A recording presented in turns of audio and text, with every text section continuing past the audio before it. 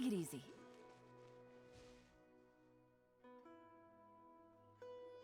Hold it right there. A blonde-haired traveler and a floating fairy. We've got you, all right. Take a look around. You've fallen right into our trap.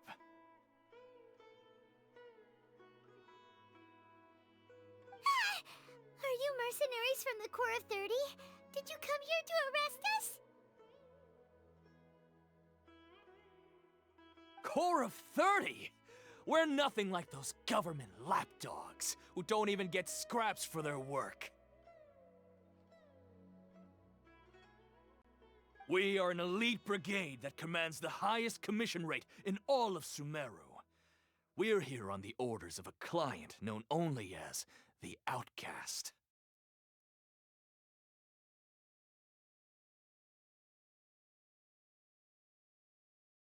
The outcast? An outcast from the academia? But why wouldn't the doctor just send the Fatui after us?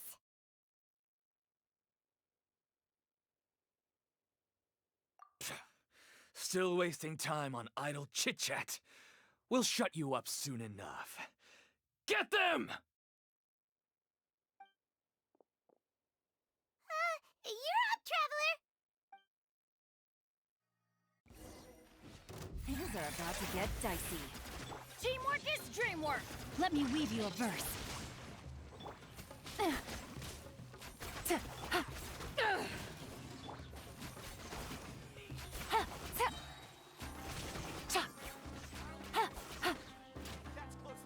Eyes on me!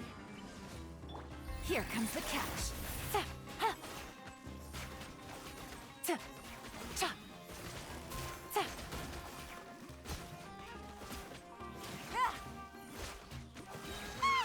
It isn't over yet! Here comes reinforcements!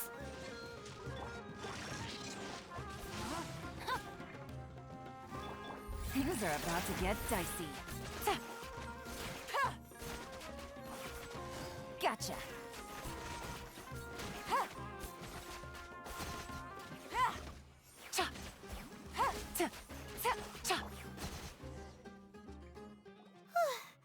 That was pretty rough. Is that what elite mercenaries are like? Yeah, looks like we'll have to keep our guards up. But this doctor guy seems like a pretty tough opponent. He knew exactly where to set up an ambush. Did he predict that we would try to find Tainari?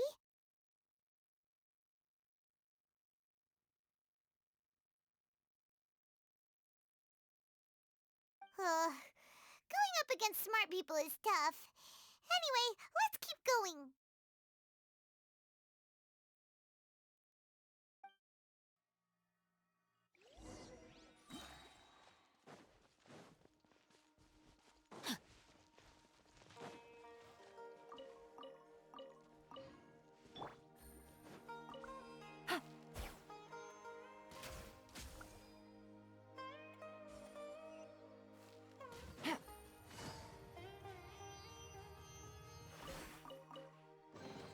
A chest full of valuables, and a trove of potential clues.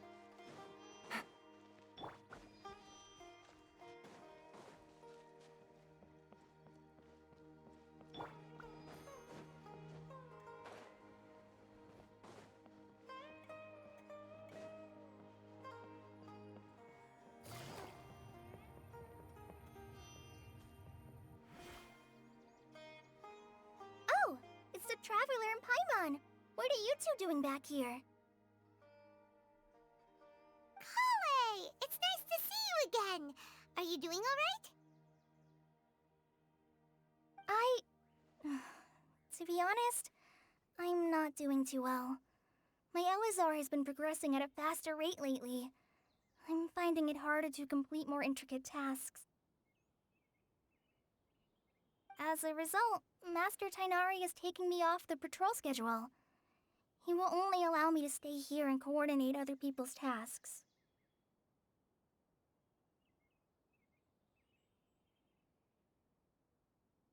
Oh, Kale! Speaking of Tainari, did he go off on patrol? We're here to talk to him. Oh, Master Tainari? He just left the Avidia Forest a little while ago. He was headed to Party's DI.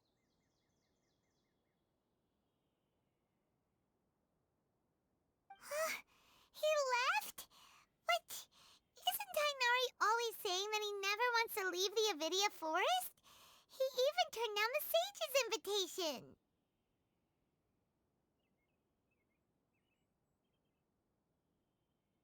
I thought it was weird too.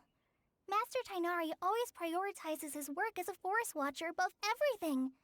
He almost never leaves his post. He left in a hurry this time, though. No, I only found out that he left through a message he left behind. He also made sure to delegate all his tasks using a schedule.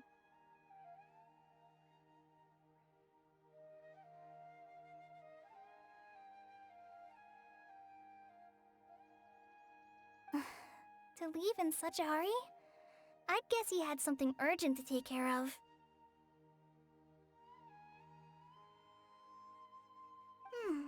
Master Tainari originally studied in the Amorta Darshan of the Academia, and Partis DI is something like the Amorta's research base.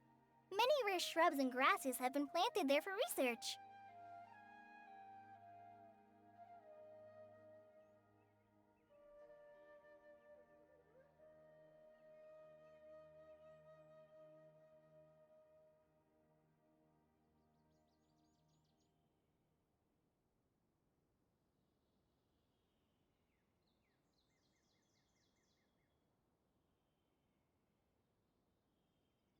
I know that before he became a forest watcher, Master Tainari once spent a long time conducting research at Party's DI.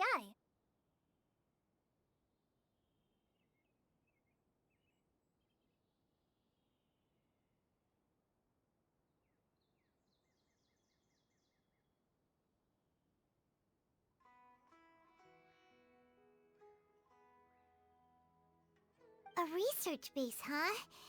Gotta wonder what kind of research Tainari just decided to work on all of a sudden.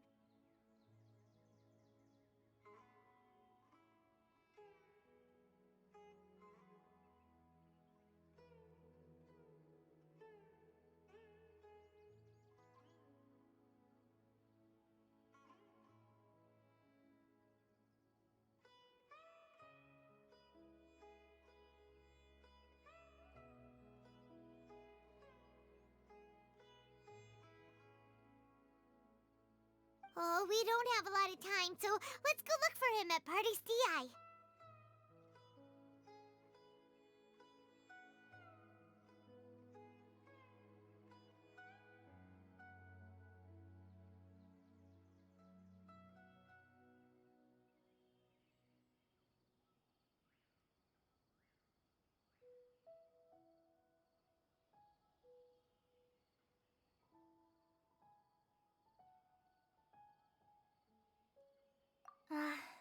Don't worry. I'm fine. I'm used to living with Elazar by now. If you run into Master Tainari, please send him my regards.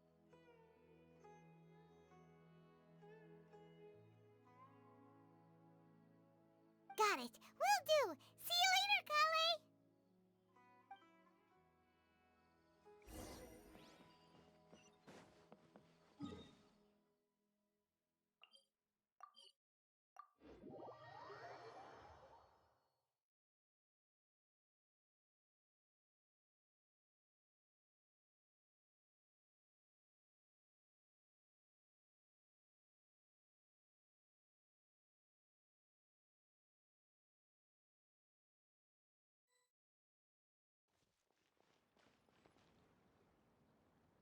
Wait!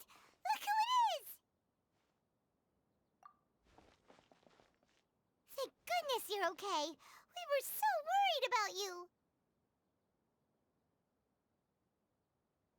Hey! This was supposed to be a touching reunion, but you're ruining the moment! Actually, it's very smart of the Traveler to be wary of me right now. After all, the doctor has shown that his technology can apparently even control human minds.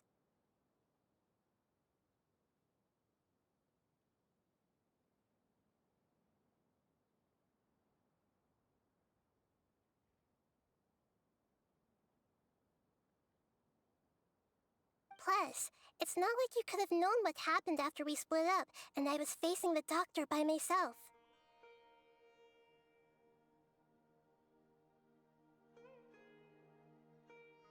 Even a pool of stagnant water after a torrential storm can occasionally pass as a patch of sky.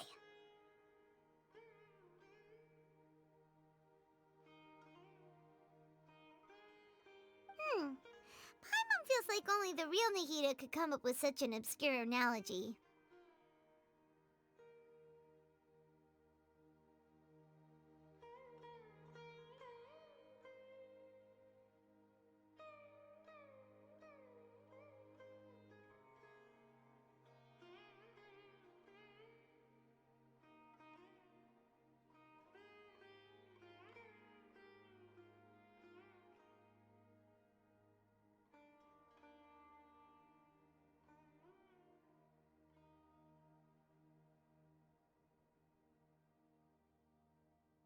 Huh?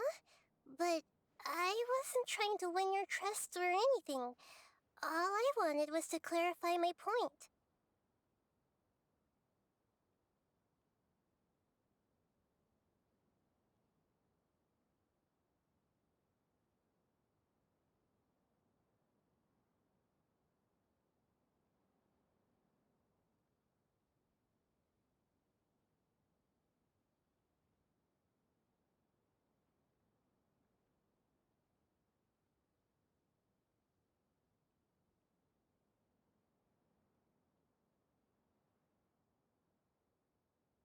Well, we understand that point now. Please, Nahida, tell us more about what happened. Are those poor people all right?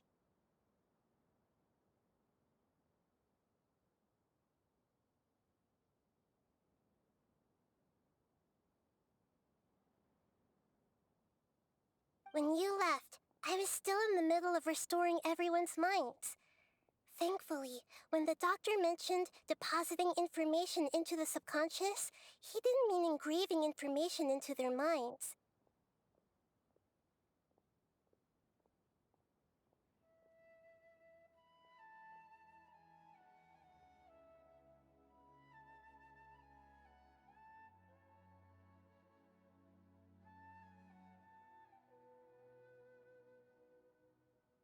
Instead, he did something closer to creating hallucinations. That was still within my power to fix.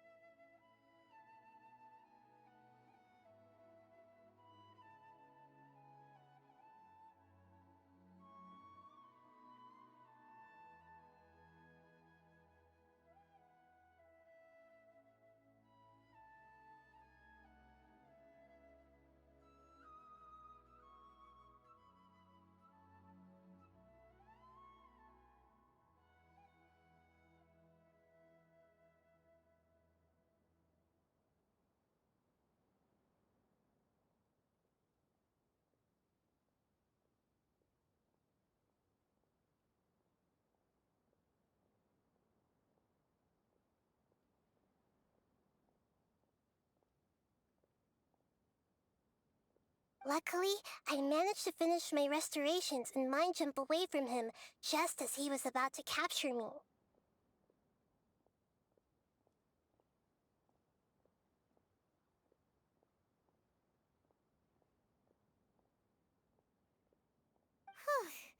What a relief.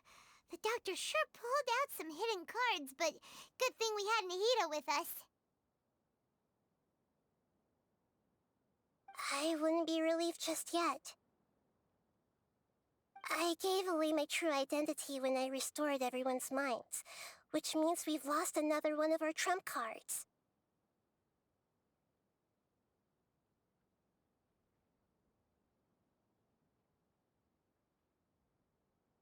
Also, The doctor is already an expert at modifying Akasha terminals. Maybe it's only a matter of time until he captures my consciousness inside the Akasha.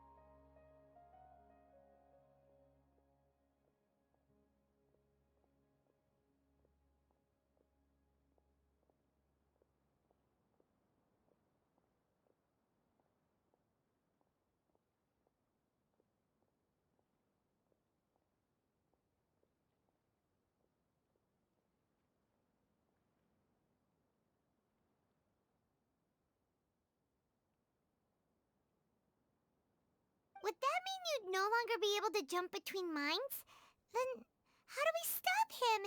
He's still at the academia, so it's possible he already started messing with the Akasha.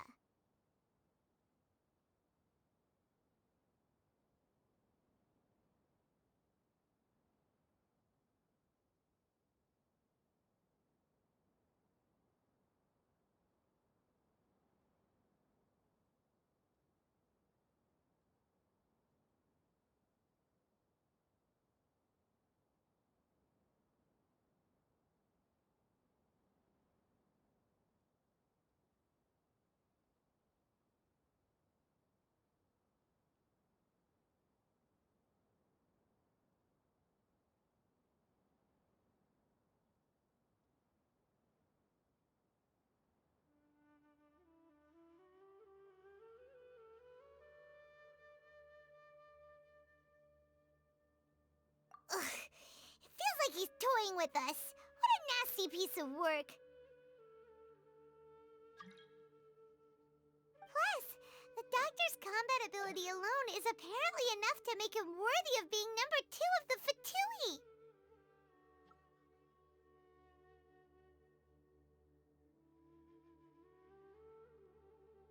We shouldn't give up hope just yet. Let's try to find another way to attack this problem.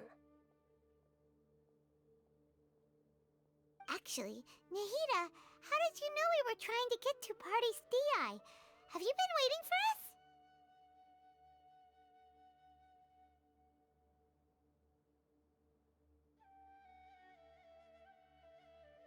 Yes, I have. I can see the Traveler's elemental energy, so I deduced your destination by looking at the direction you were moving in.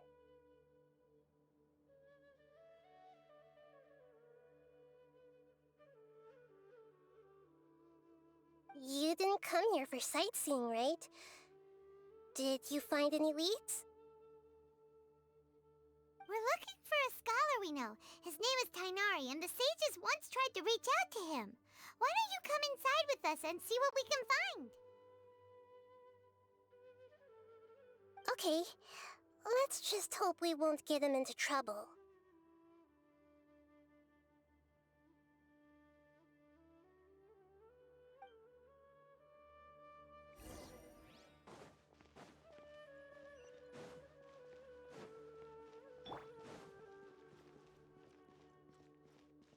Off we go!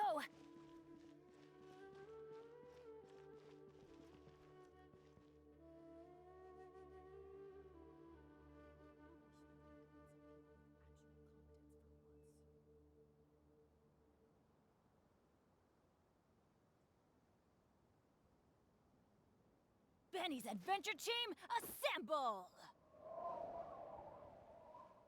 Oh. Or not.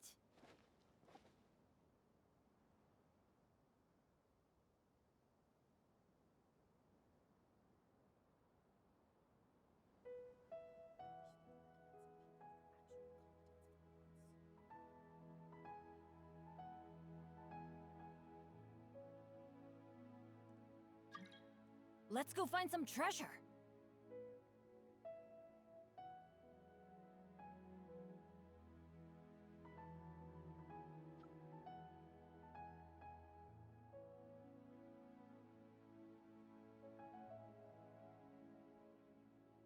Benny's Adventure Team, assemble!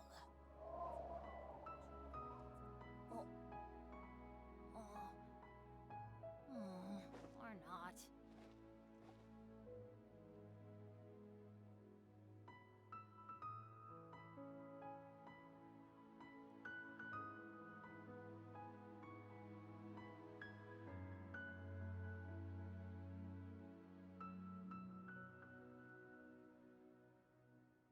Oh, ow!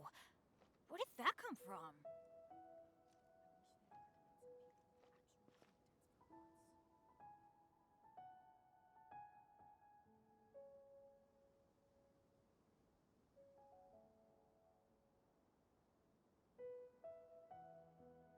Benny's Adventure Team, assemble!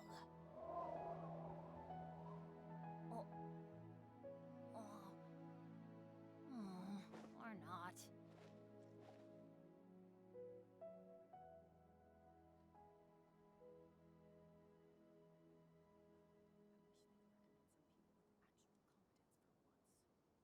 No one's joined me on an adventure in ages. Come on, let's go!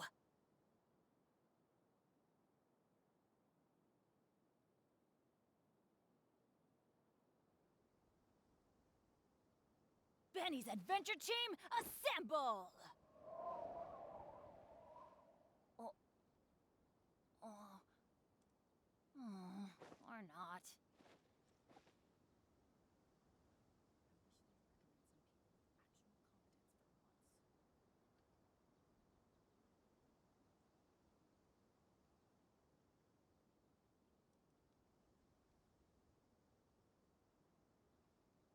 Let's go find some treasure.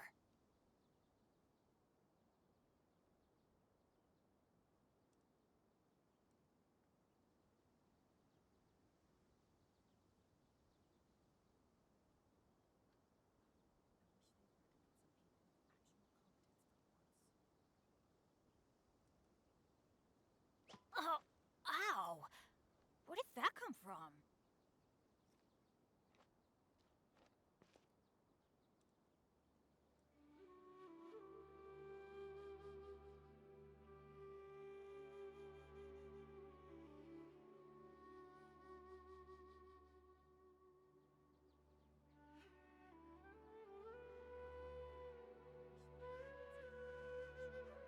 Benny's Adventure Team, assemble!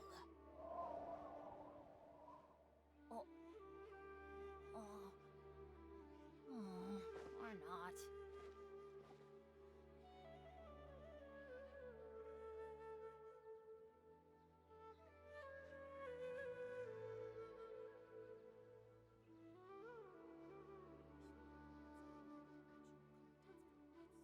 Oh, ow! Where did that come from?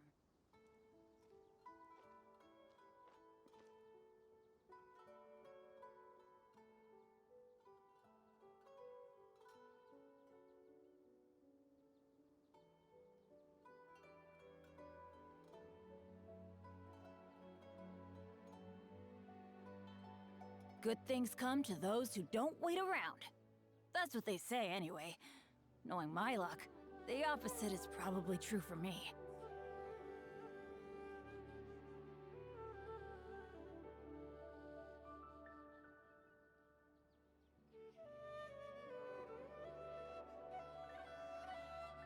Benny's Adventure Team, assemble!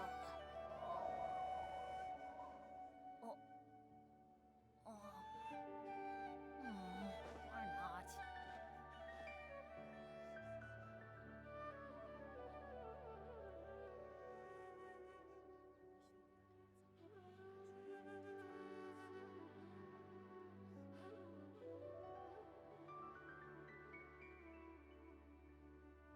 Oh, ow! Where did that come from?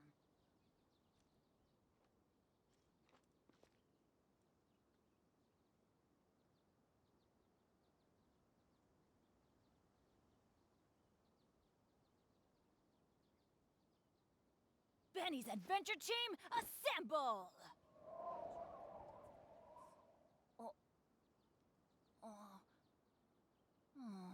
Or not.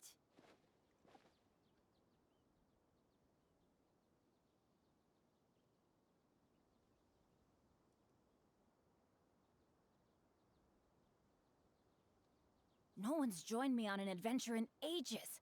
Come on, let's go!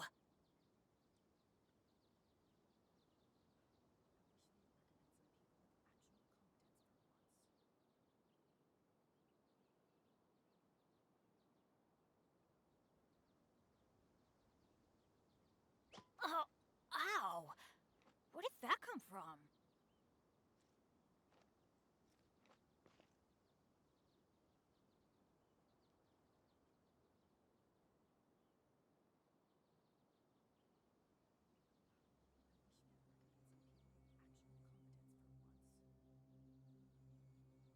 Good things come to those who don't wait around. That's what they say anyway. Knowing my luck, the opposite is probably true for me.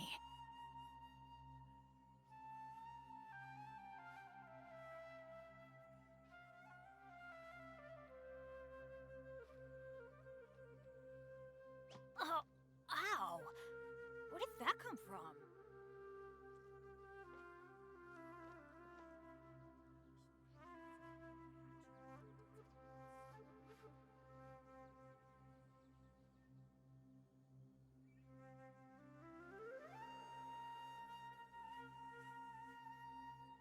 Benny's adventure team, assemble!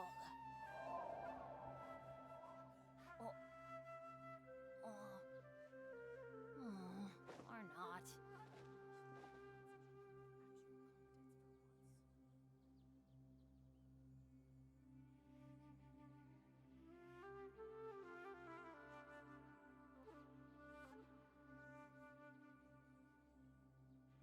No one's joined me on an adventure in ages. Come on, let's go!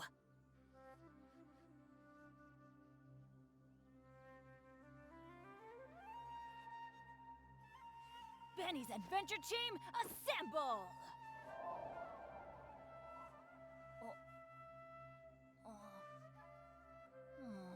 Or not.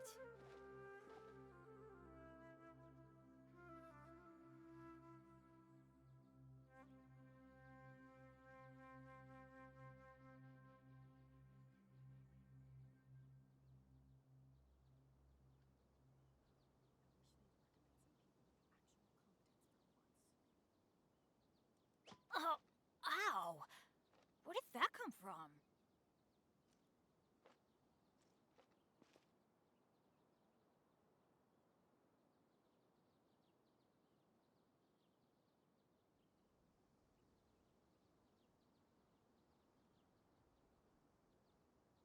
Good things come to those who don't wait around. That's what they say anyway. Knowing my luck, the opposite is probably true for me.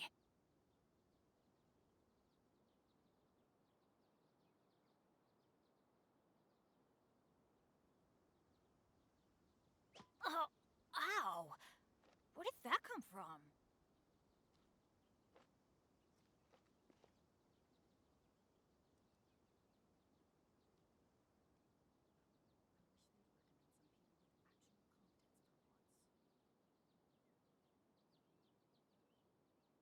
Benny's adventure team, assemble!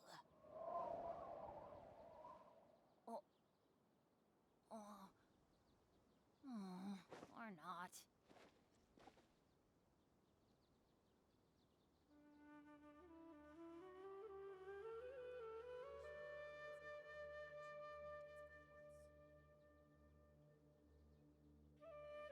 Oh, ow! Where did that come from?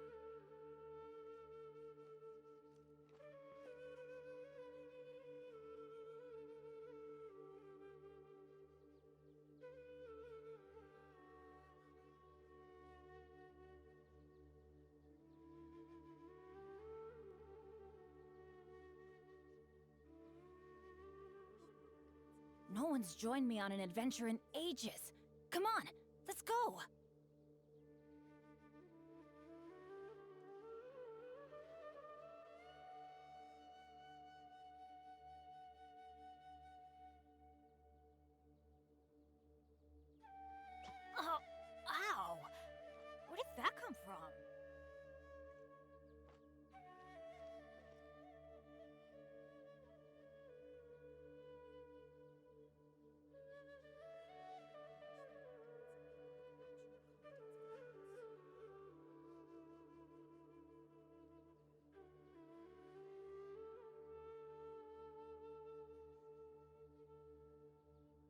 Let's go find some treasure.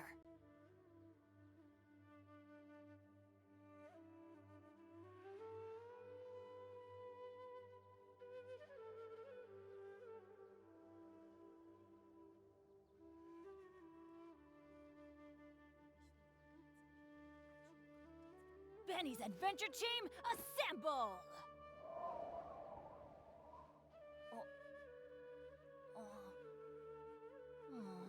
Or not.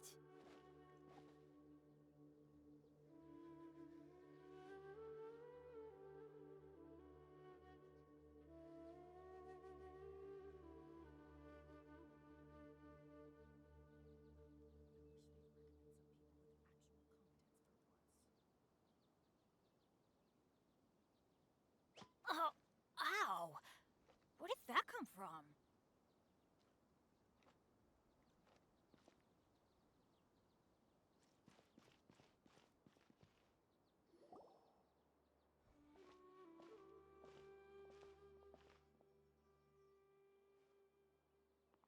Traveler?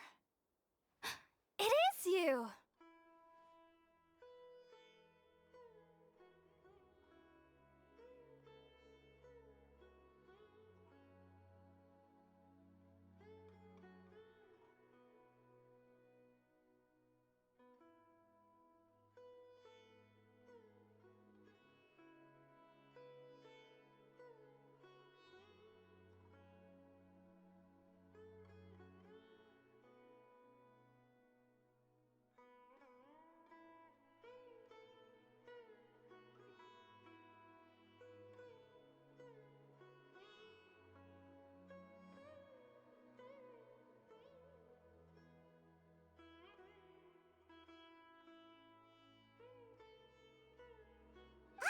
It's Hypatia!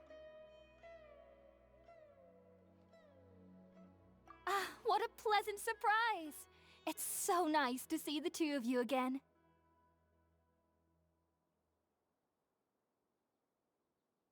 Who's this?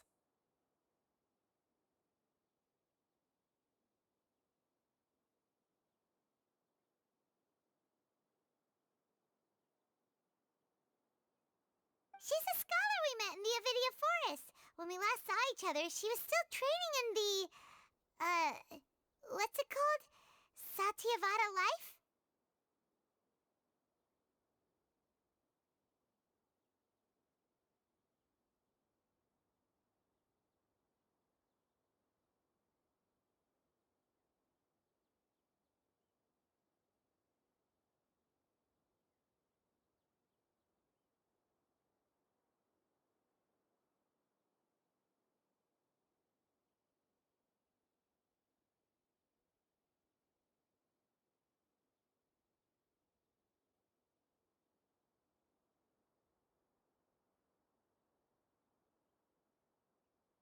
Oh, I see. That's right, we're old friends. You've come at just the right time. Ever since I've come here, hardly anyone has even talked to me. Hypatia, you're way too excited about this.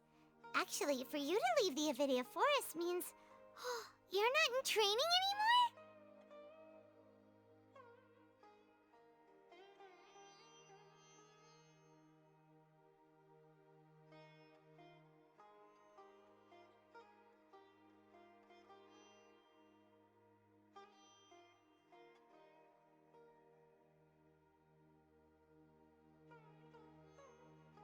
Wait, no. Did you already finish your training and reach Pariporna life?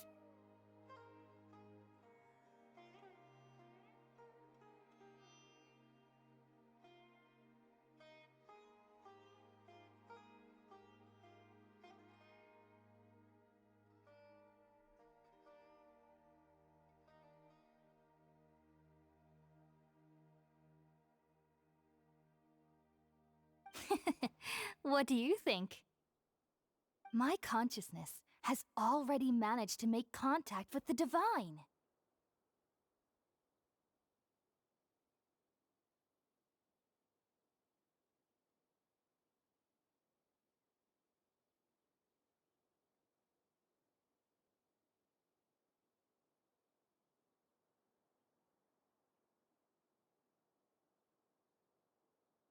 Mm.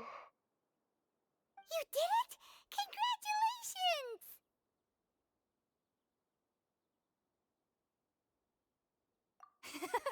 It's so exhilarating to share this sublime joy with others at long last!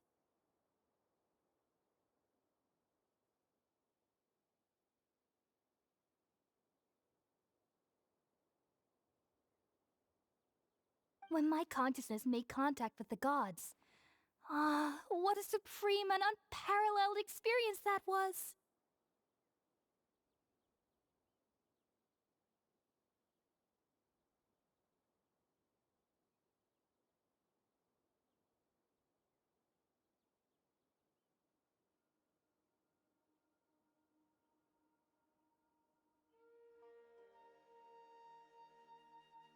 That sounds incredible!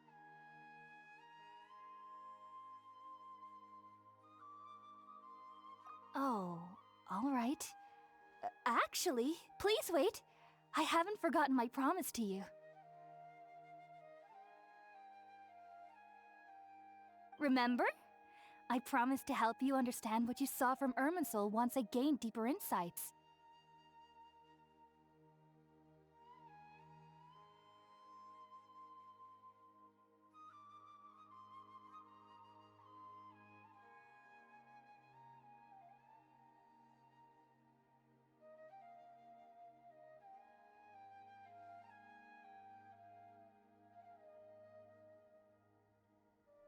My current self has not only gained true insight, but I can even help you establish a direct connection to the consciousness of the divine.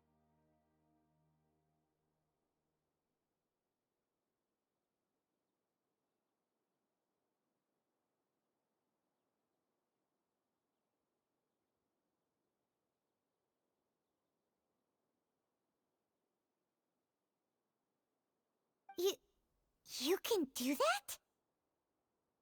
I've never heard of anything like that, but if you want to give it a try, I'll do my best to protect your consciousness during the process. Hold on. I brought some Spirit-born ale with me. This is still a crucial part of the ceremony.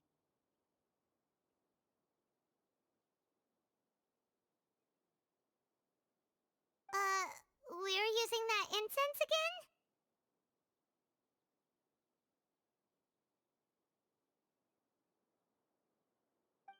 All right now. Hold my hand. I'll help you establish a pathway to connect your consciousness.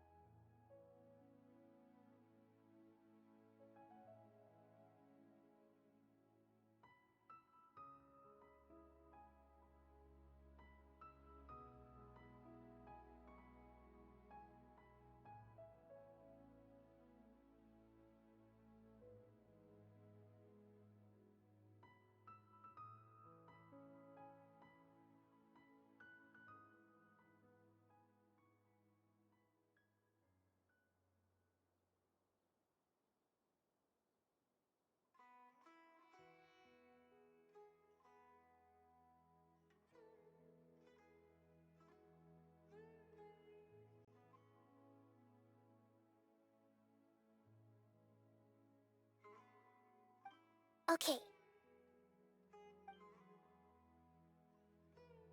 Ready?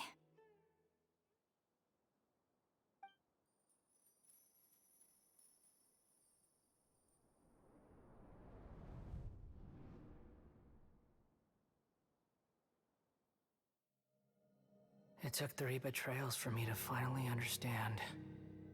The world is just an elaborate tapestry of lies. My fury will never be quelled. The first to betray me was a god. My creator. My mother. Valuing strength above all, she saw no worth in me and I was discarded. The second was a human. My family. My friend. Consumed by fear, he saw me as an abomination. The third was one exactly like me. A hope for the future. A fledgling barely out of the nest. Powerless before his mortality, he broke his promise to me. Humans, they can't be trusted. And the gods fill me with pure loathing. So I said good riddance. I denounced the world and laugh in its face. My chest will never again be defiled by worldly filth. I will scrub away every last trace of human emotion. Then it will be empty, a blank slate, and ready to receive a supreme gnosis, brimming with pure divinity.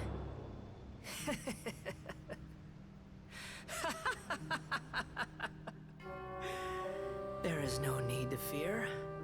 The pain will be brief.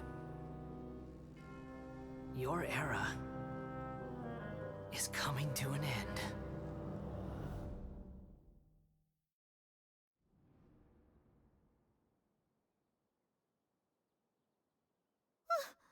What was that? Did we actually just see the Balladier's memories?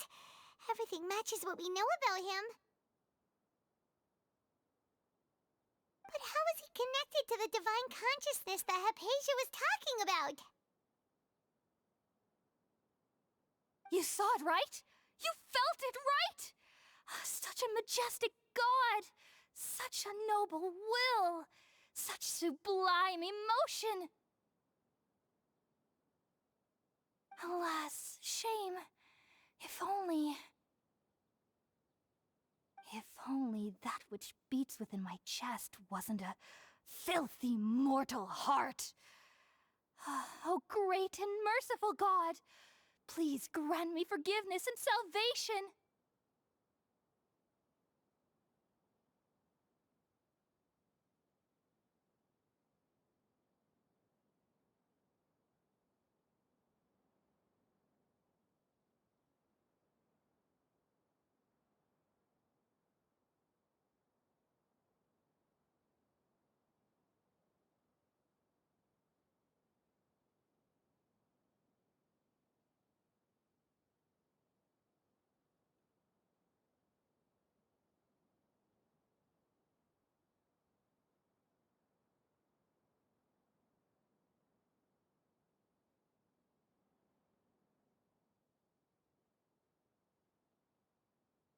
Do you understand now?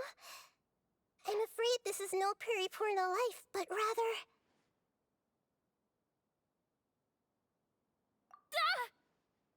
You! Why are you so mean to me? Why is everyone hiding from me? I found divine wisdom. Shouldn't I receive praise and honor? Haven't I uncovered that light in the darkness? Hypatia? That's how I always thought everything should be. Wait, have I already lost my mind?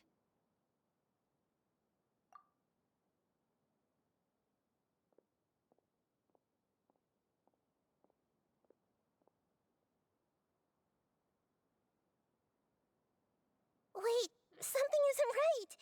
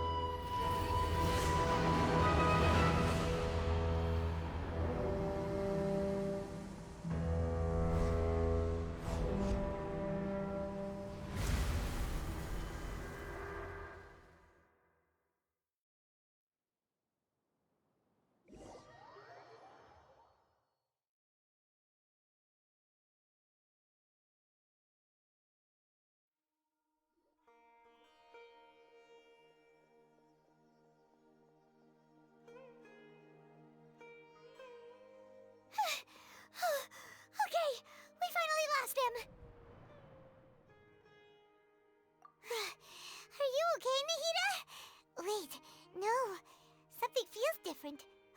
You're back! Oh, the Traveler's back? Nahida was controlling your body for a while. It seemed like she jumped over to you as an emergency measure right before the Catherine puppet was destroyed.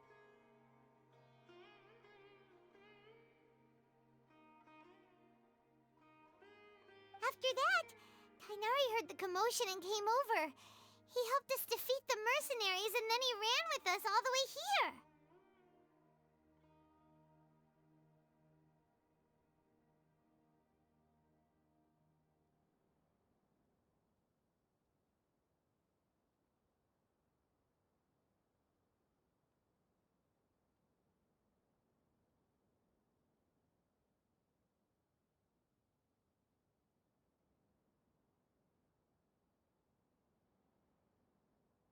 What?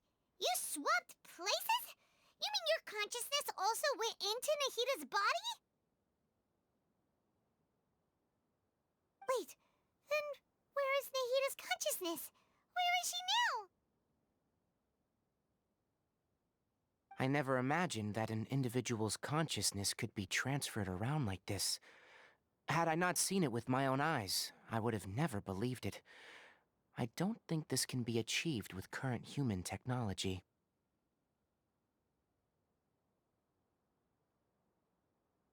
Also, while we were running, the consciousness in your body told me to pass on a message. She said,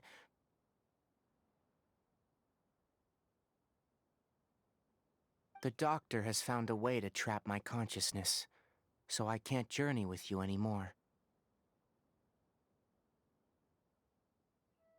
But even in a moonless night, a shower of starlight can still drown out illusions and lies.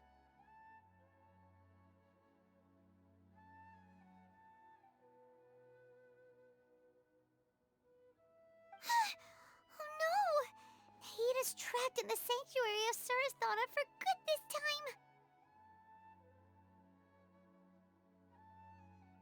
Was that message all she left for us? It's pretty vague.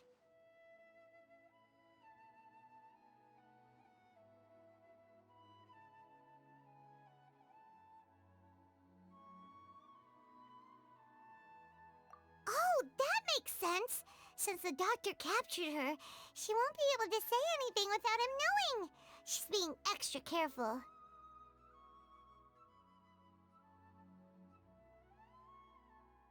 Even in a moonless night, a shower of starlight can still drown out illusions and lies.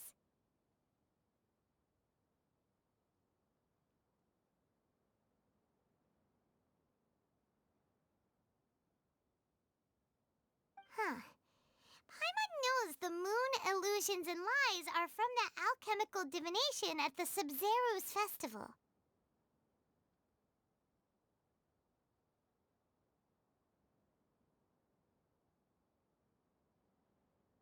Didn't Nahida use a starlight analogy before? It had something to do with Sataria.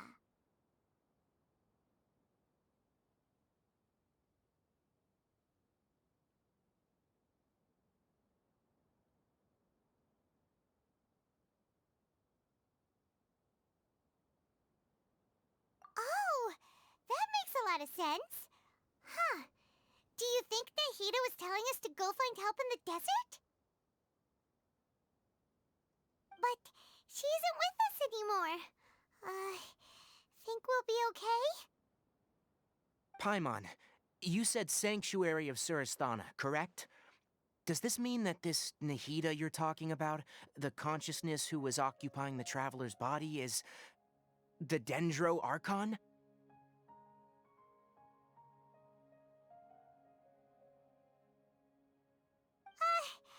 Your guess is correct, but the situation's a bit complicated, so it's really hard for us to explain right now.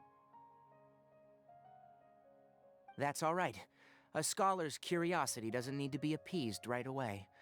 As for the complicated nature of the situation, safe to say I have witnessed that for myself. I've spent some time with you, and it looks like the Dendro Archon's also on your side. So, I trust you. Thank you, Tainari. Oh, actually, we came here to ask you a question.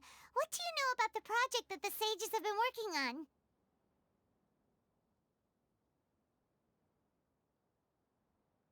Ah, that. While I was indeed invited to join that project, the sages were always secretive about its scope and goals, so I eventually declined.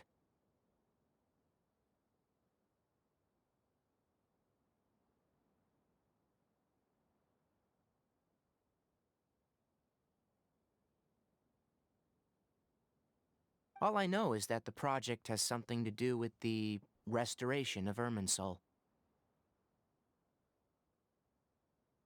Huh? Did you see something when you were in Nahida's body?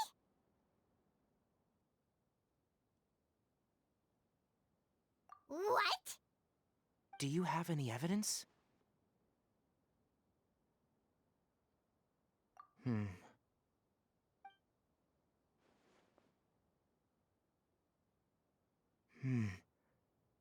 So that's what happened. That explains why Hypatia's symptoms were different from those of the other scholars who went mad. It's because she made contact with the consciousness of a new god who is still in the process of being born.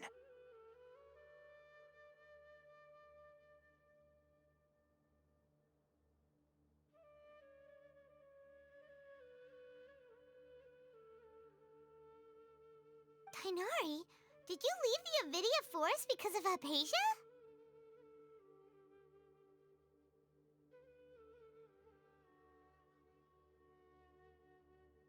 I did. I noticed Hypatia's mental anomalies, but since her symptoms were rather atypical, I secretly took her to Pardis Di and began searching for a way to return her to her normal self.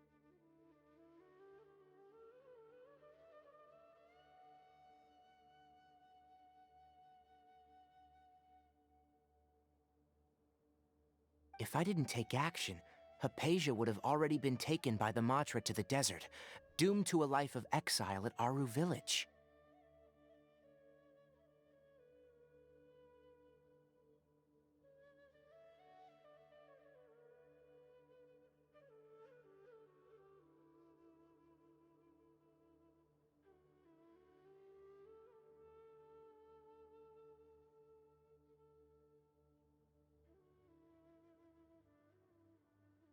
Now that you mention it, I knew the Academia has never thought particularly highly of Lesser Lord Kusanali, but...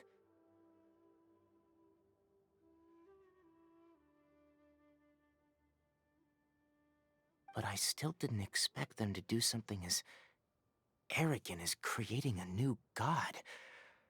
Looks like I made the right decision by not accepting their invitation.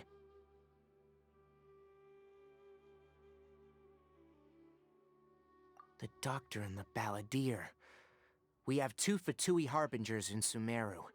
Sounds like we're in for a bad time.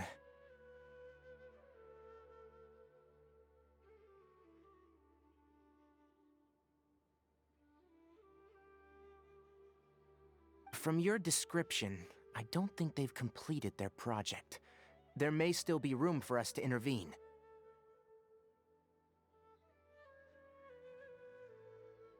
But then, what is the connection between creating a new god and restoring Irminsul?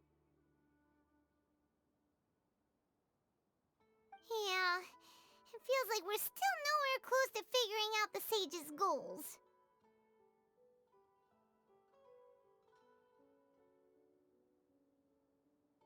Right, we've pretty much gone over everything we need to know, so we should head out.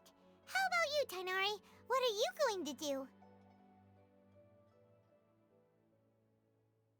I'll stay here for now. I still want to try a few more things to help Hypatia.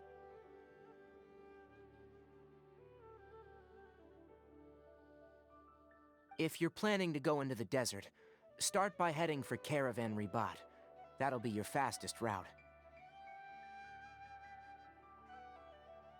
Come find me here if there's anything else I can do to help.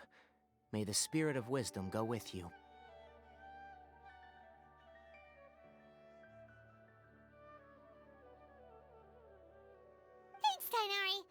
Hopefully Hypatia will feel better soon. We're off then.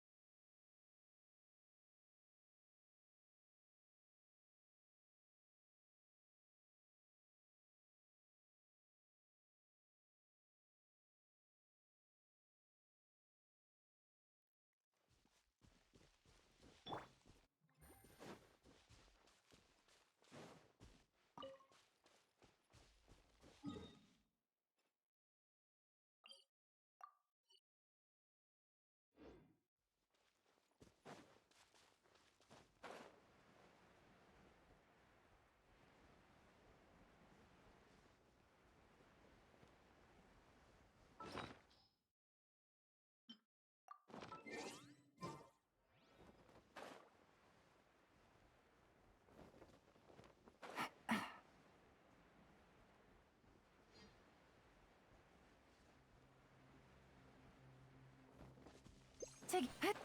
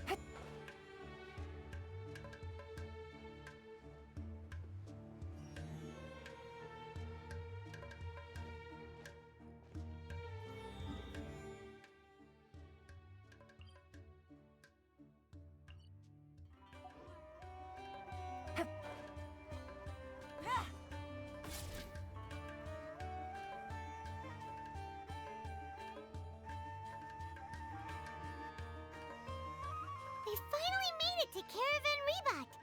It's pretty lively here. So, just past this wall is the desert, huh? Oh, wow. Paimon remembers hearing people call this the Wall of Samiel.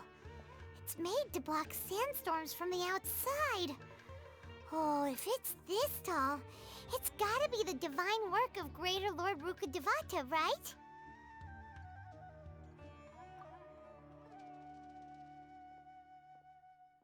Enough gawking. Come on, follow me. Huh? Over here.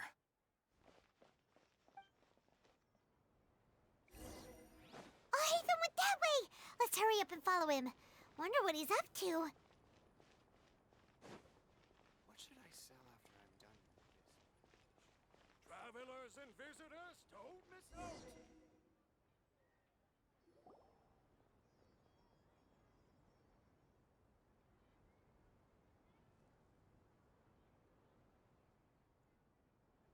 What the? Where did she go? How did we lose them? They were just here a second ago.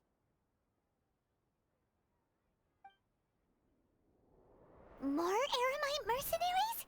Who are they working for this time? Anyway, Traveler, it seems like we were being followed again. You were too careless. You should have noticed those hopeless amateurs trailing you a long time ago.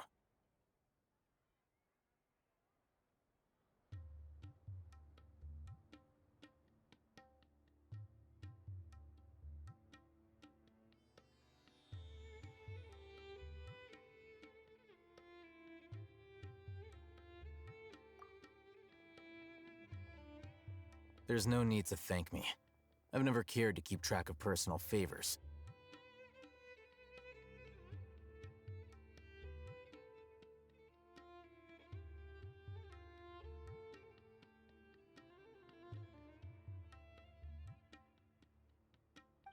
All I did was correct a mistake I happened to come across.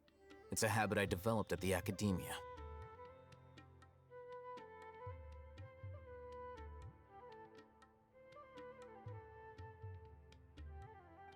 You really gave Paimon a scare, Alhaitham. We never thought we'd run into you here.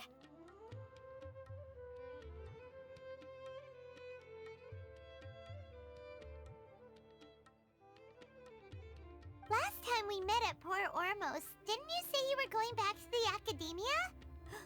Wait, don't tell Paimon that you're here to take us back on their orders.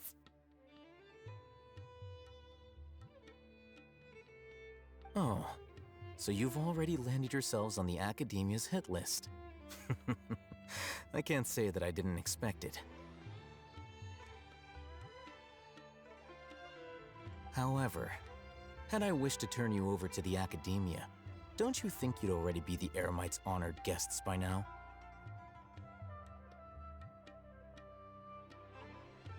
Oh, right. You do have a point. I have no interest in running errands for that project. As a scholar, I've always belonged to the camp that promotes researcher autonomy.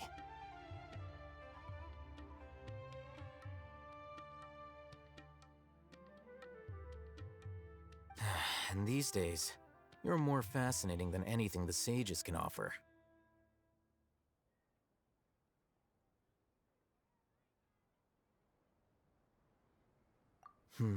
Not quite. To tell you the truth, I'm still investigating the Divine Knowledge Capsule. Unfortunately, I've run into some difficulties.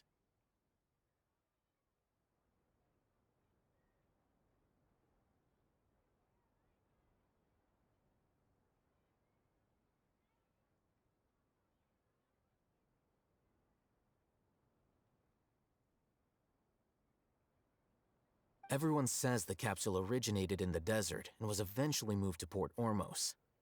If I am to get to the bottom of this, I must understand how the capsule first came to be.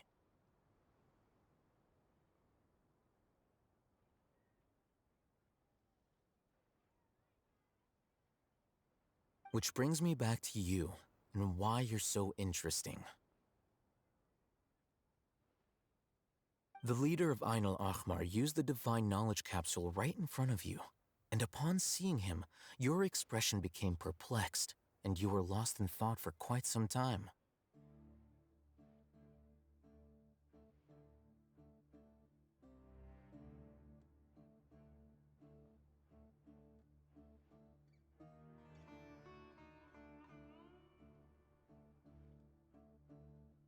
To have that kind of reaction, I think you must have realized something.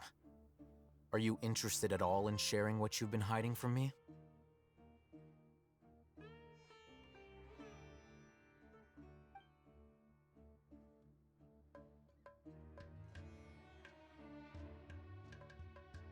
Alhaitham, you really have a ridiculous eye for detail. What kind of person even notices or remembers stuff like that? So that's your answer. Well, I do work for the academia after all. So considering that, it is indeed wise to keep your cards close to your chest. But that does prove you do have some undisclosed information about the Divine Knowledge Capsule. Am I right?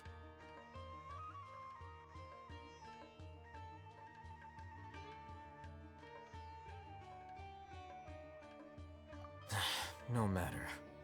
Rather than simply learning the answers from you, I'd still prefer to investigate on my own. Speaking of, you two are also headed to the desert? That's right! We have the same plan as you! But we don't really have any concrete goals at the moment.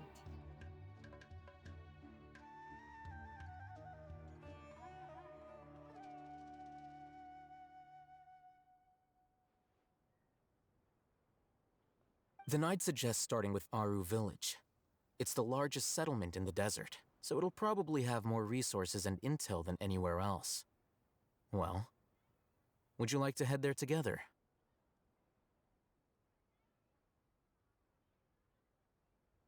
It's always better to travel with someone you know. Let's go!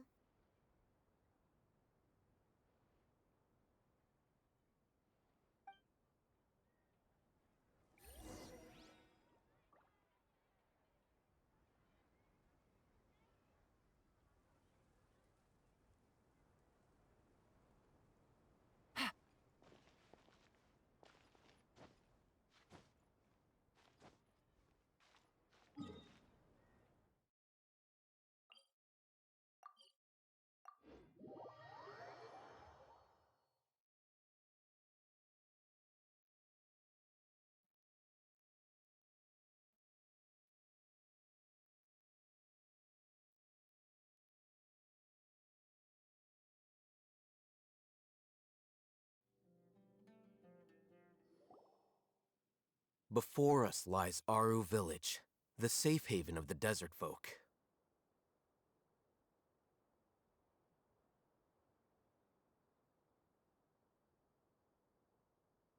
Whoa, this landscape is really something else.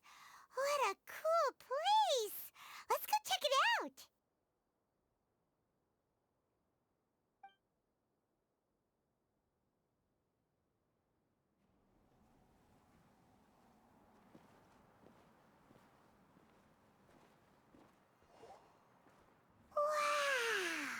Wow!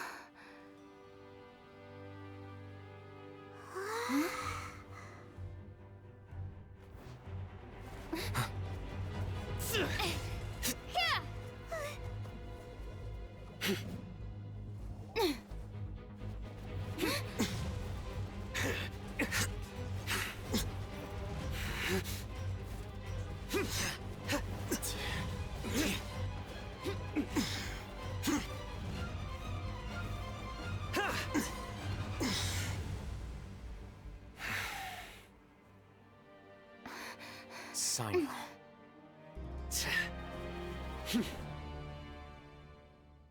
Unless my memory fails me, we have barely spoken 2 words to each other before now at the Academia. Would you care to enlighten me as to when and how I invited the General Mahamatra's wrath?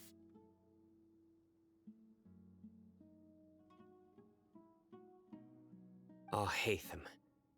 Do not think you can escape my judgment, just because you managed to escape my attack.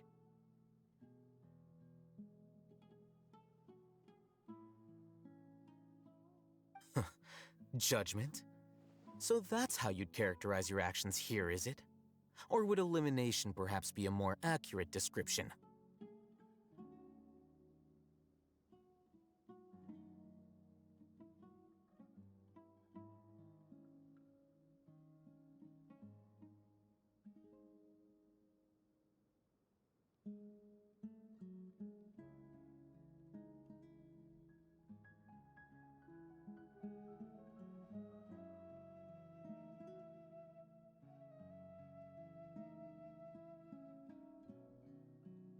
Had I used my full strength, not even this traveler would have been able to stop me.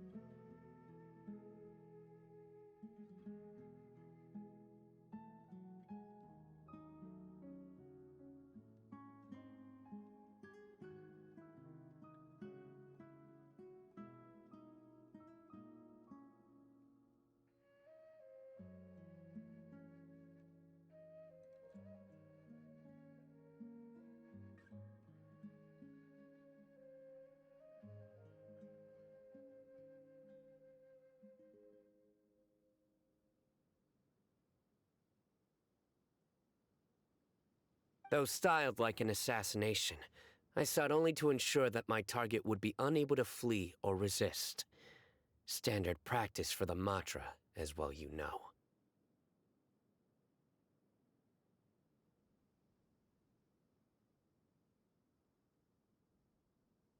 Seemed to me more like your own personal touch.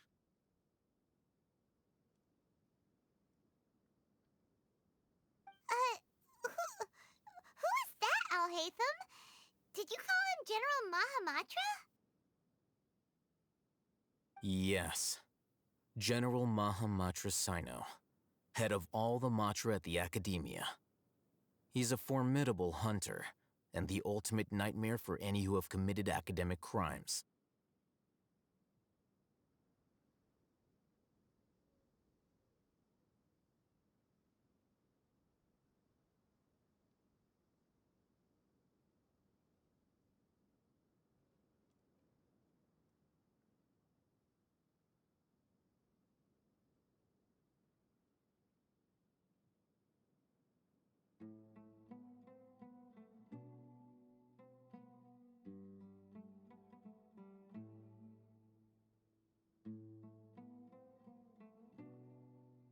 You seem to have placed a lot of trust in Alhaitham, to the point of blocking an attack for him. If I were you, I'd never choose to side with him. I wouldn't believe a single word that comes out of his mouth.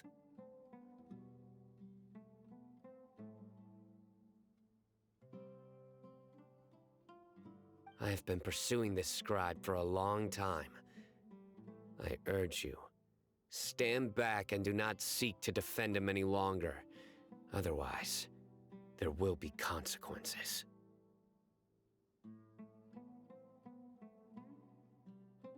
Has Alhaitham done something wrong? Paimon doesn't think he's as bad as you've made him out to be.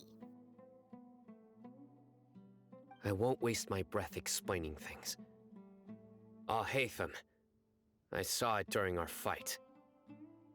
Take it out. The divine knowledge capsule you're hiding on your person. Unless you want me to retrieve it for myself.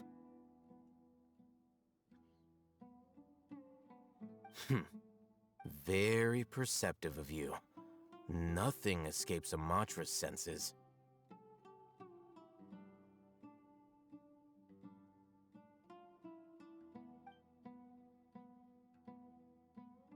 Wait, the divine knowledge capsule? Didn't it fall into the Matra's hands in Port Ormos?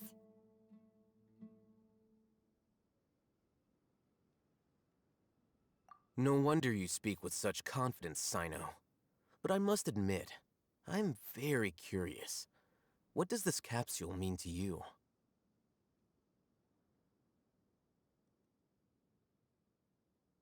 And why, as General Mahamatra of the Academia, are you all alone in the desert?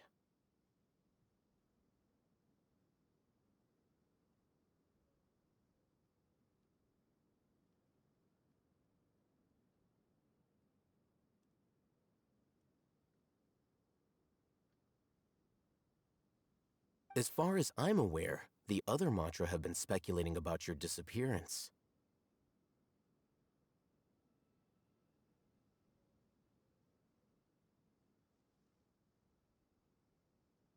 Have you been given a mission that's, let's say, morally dubious? If I was the real target of your mission, what was stopping you from simply using your authority and resources to judge me within the walls of the Academia?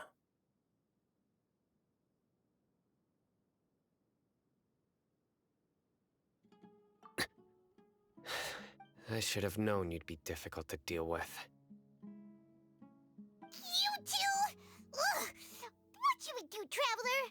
Paimon feels like we can't trust either of them!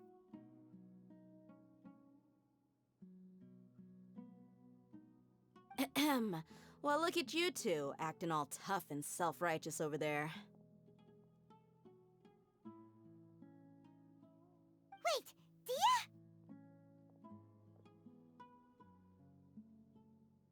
Great! Finally, someone that we can trust! You gotta help us out here, otherwise these two are gonna start fighting again! Yeah, sure looks that way. Two giants from the Academia duking it out once and for all. Not something you get to see every day, that's for sure.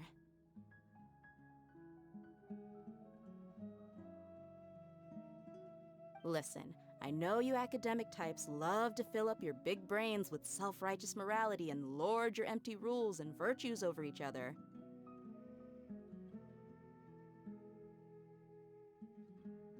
But how dare you bring your petty disputes into the safe haven of Aru Village?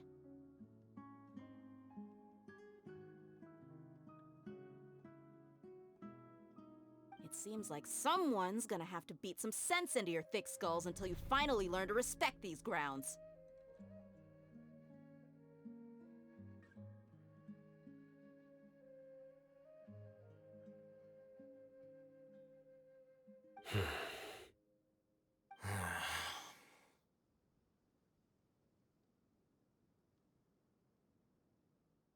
Hey, did either of you hear a word I just said? Whoa, what's going on?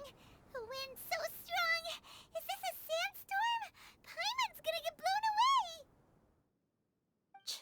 Another sandstorm? What's up with these recently? Hey! All of you, over here, quickly! We have to take cover! Someone's calling for us! Oh, this wind is too strong! Let's get over there! That sounded like Candace. Come on, you two. Jeez, are all of you academia folks such hard work? Move it! All right, stop yelling.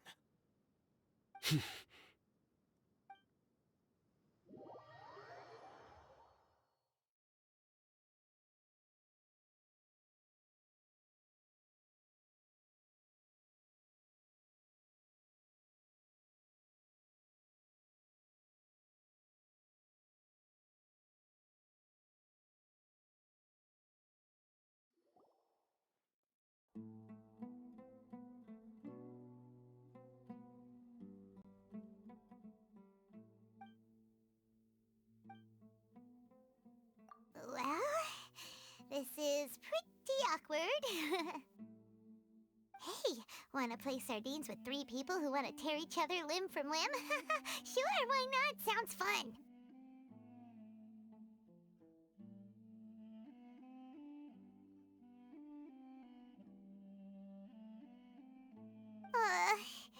The air is so thick and heavy. Paimon can hardly keep floating anymore. My sincere apologies, everyone. This is the home of our village chief. I will have to ask you to make do with this small room until the sandstorm dies down.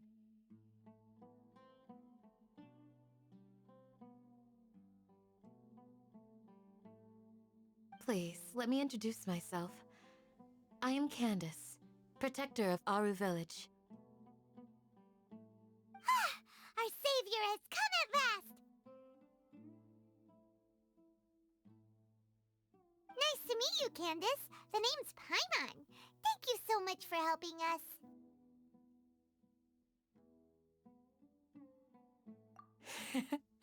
There's no need to thank me. It's only right to help each other when the weather gets rough.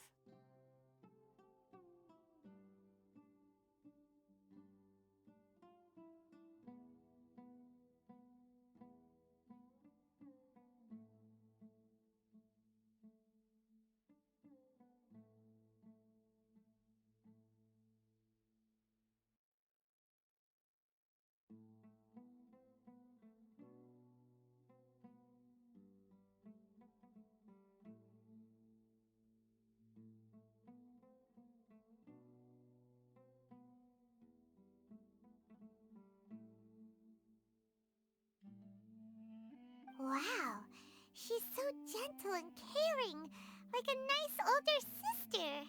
Unlike those guys over there.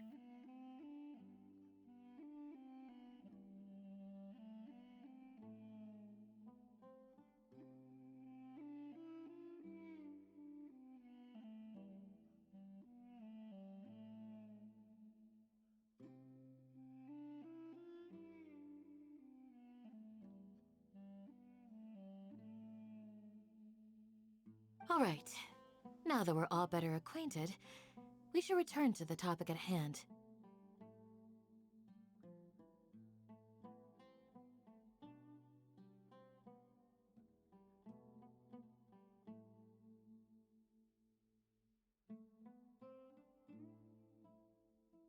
As a guardian charged with the responsibility to protect my fellow villagers from harm, I was observing your conflict from afar, even before the sandstorm started.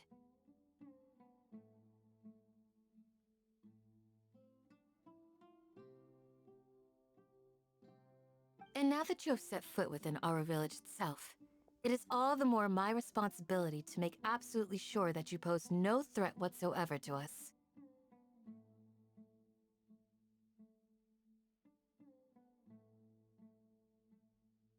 So please, have an honest and sincere conversation with one another, and put your hostile feelings to rest.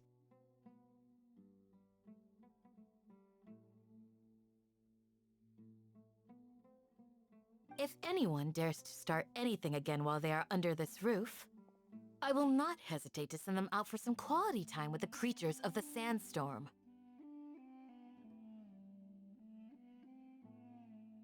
Oh, on second thought, Paimon may have misjudged Candace's character.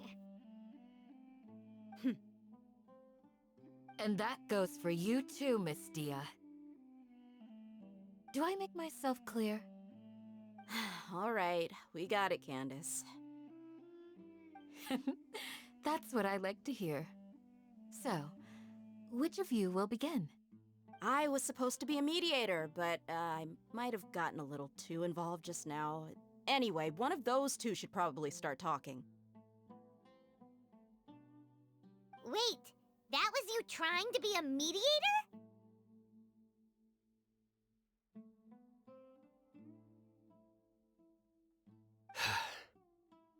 I have nothing to hide, so there's no shame in explaining myself.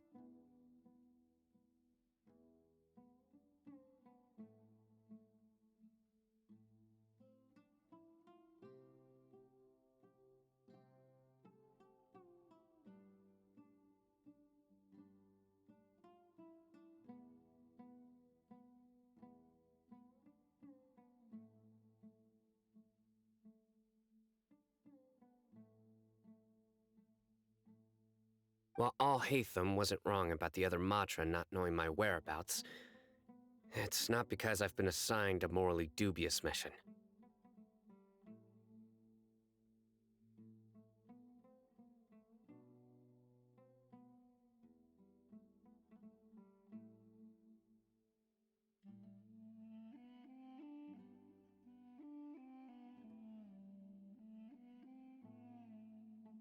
Rather, I've chosen to exile myself. Huh? Exile yourself?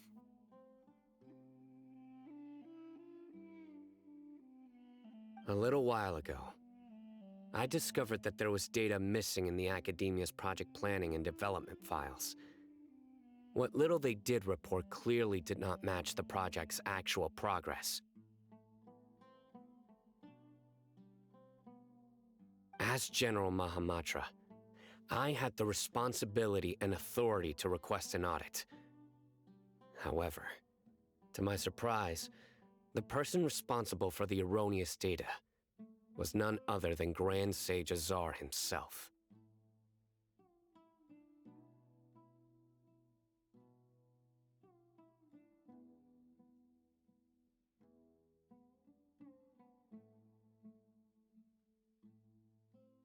I tried to investigate the issue myself before submitting a formal audit request, but I soon found that all leads and potential pieces of incriminating evidence were carefully concealed from me.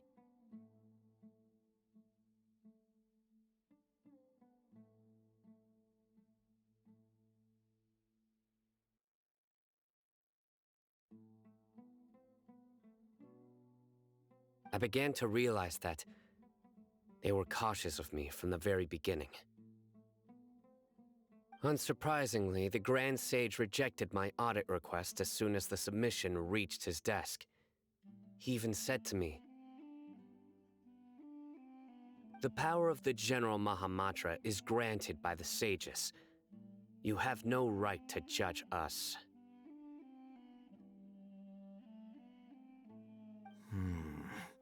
So they really are up to no good.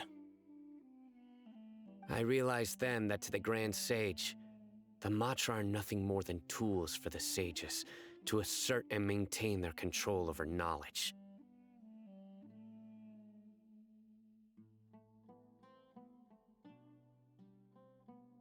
The vows that we took, the principles that we strive to uphold, they are meaningless to the academia of today.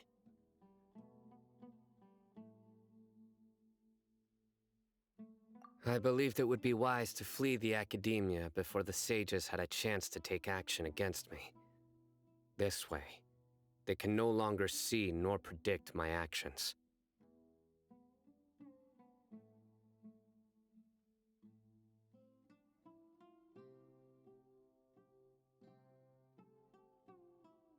I will never give up on this investigation.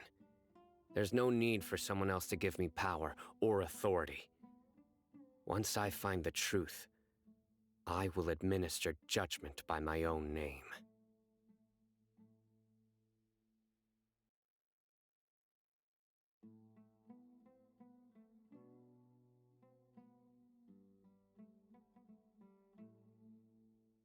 Sino seems to have the same goal as us. We're all investigating the sages.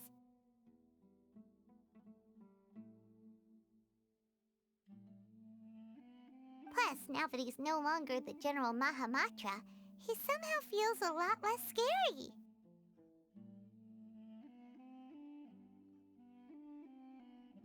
Well, Sino, if that's your story, then why did you see Alhaitham as a target?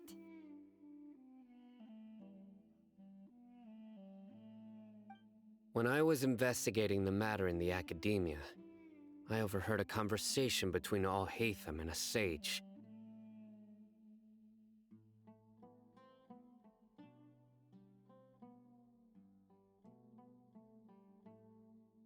The sages asked you to investigate a blonde-haired traveler.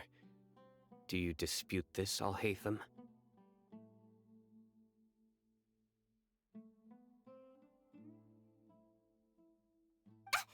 What? Like many parts of the project, this assignment was undocumented. Now throw in your suspicious behavior with the Divine Knowledge Capsule, and I think we deserve an explanation.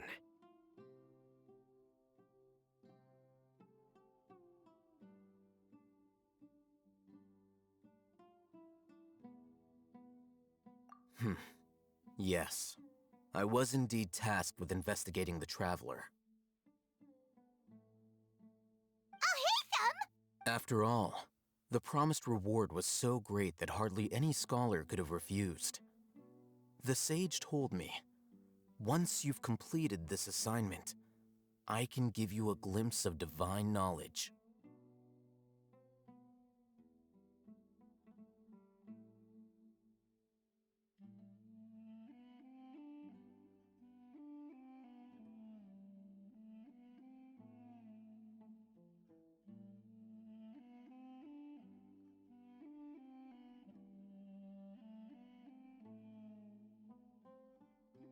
A most enticing offer.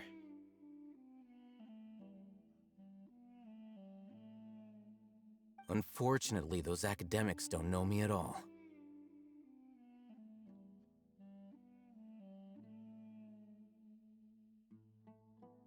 Their words contained one key piece of information, namely that divine knowledge indeed exists. That gave me all I needed to know.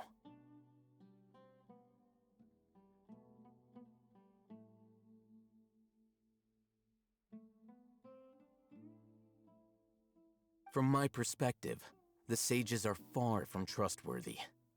Think about it. Isn't it a little strange they're so willing to share divine knowledge with anyone, even as a reward?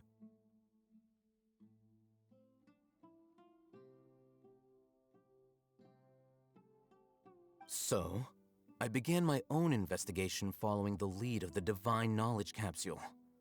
In the end, I realized my wisdom in committing to this rather than collaborating with the sages.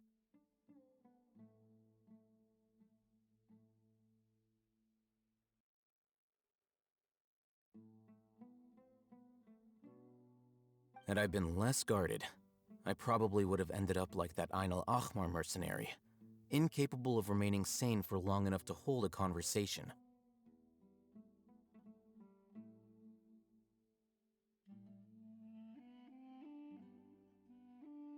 You mean that the sages originally planned to dispose of you, using one of those capsules that drive people insane?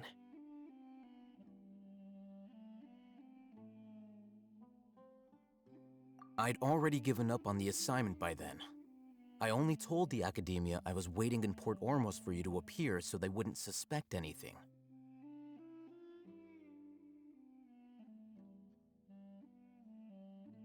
So it came as quite a surprise when I encountered my erstwhile target while investigating the Divine Knowledge Capsule.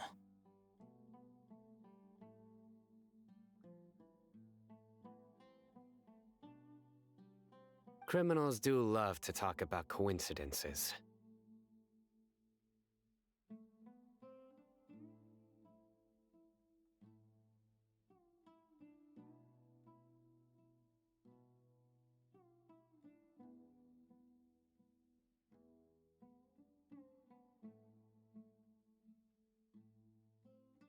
Even though I ran into the Traveler by chance, I had no intention of providing assistance to the Academia.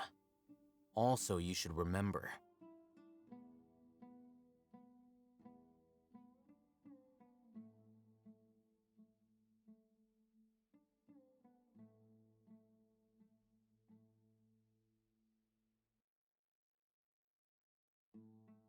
you were the ones who decided to follow me and strike up a conversation after I left that tavern.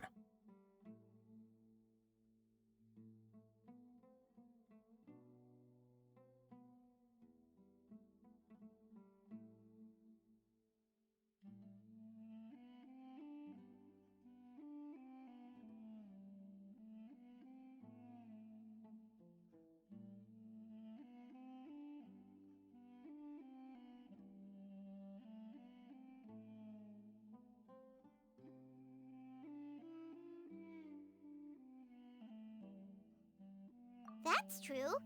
Alhaitham helped us out at Caravan Rebot as well. Maybe he's telling the truth.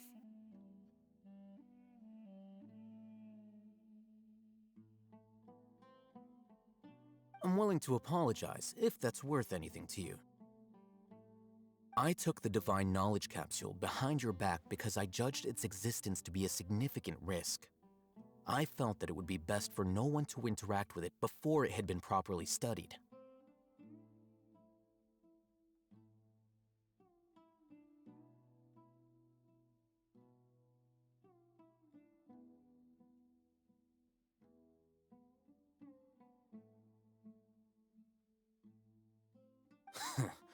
After all, curiosity often proves to be the most dangerous thing in this land.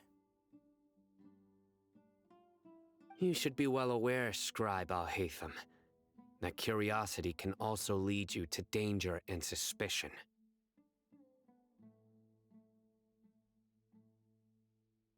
Answer me this. Did the sages share any information about their project with you?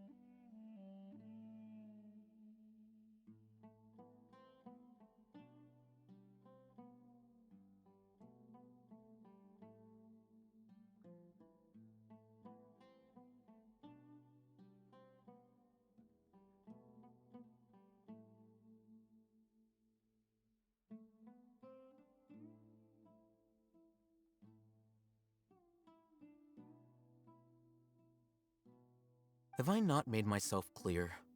You and I are both distrusted by the Academia.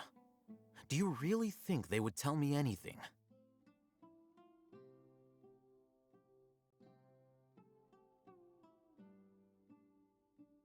Fine. Although you haven't completely proven your innocence, I won't regard you as an enemy, for now.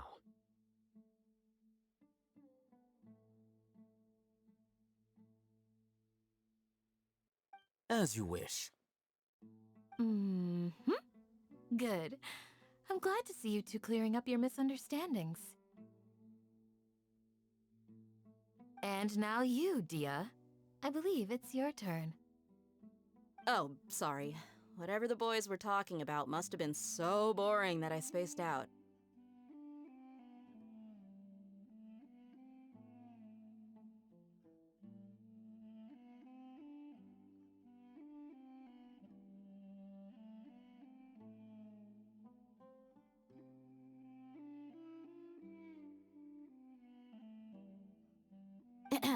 My situation is pretty straightforward. My employer, Dunyarzad of the Homayani family, is friends with the Traveler and is currently recovering from her illness at home.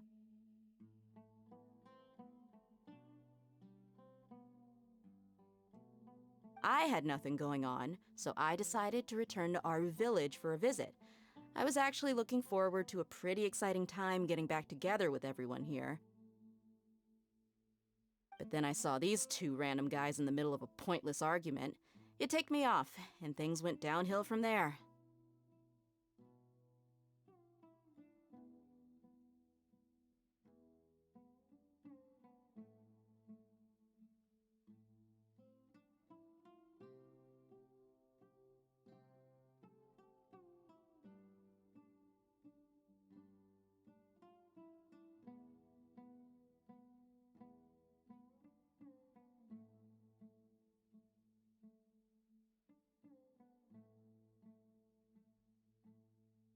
Is that all? Well, I will admit that definitely sounds like your style.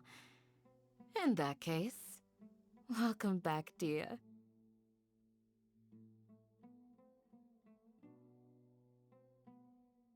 That's more like it. I missed you all so much, Candace.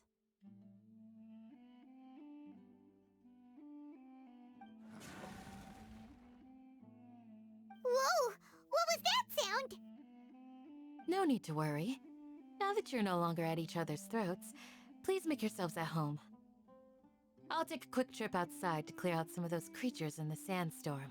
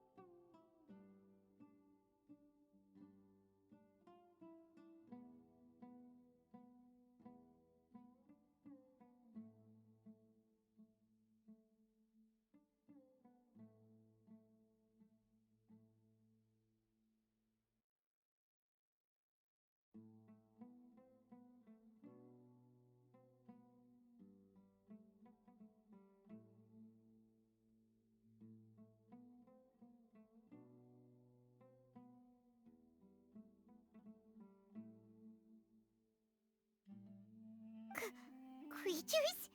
In the sandstorm? Are you sure you don't want some backup?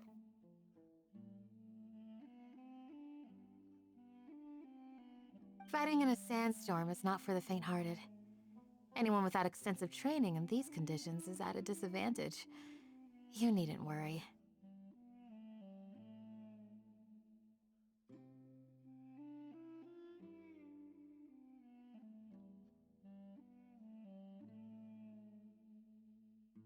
Yeah, just leave him to Candace. Don't worry, she's as tough as they come.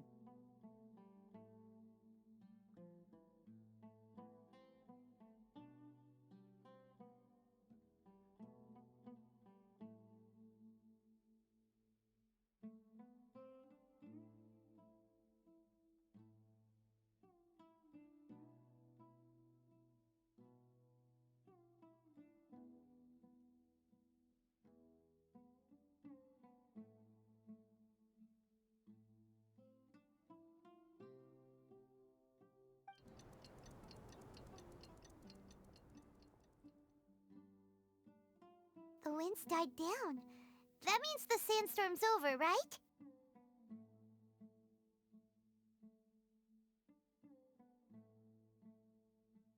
Candace still isn't back yet, though. Is she alright? Maybe we should go out and check on her.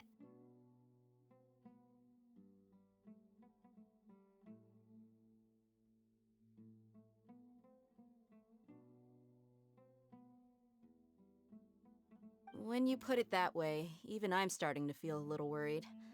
All right, let's go. We've been here long enough, and the boys are as chatty as the floor.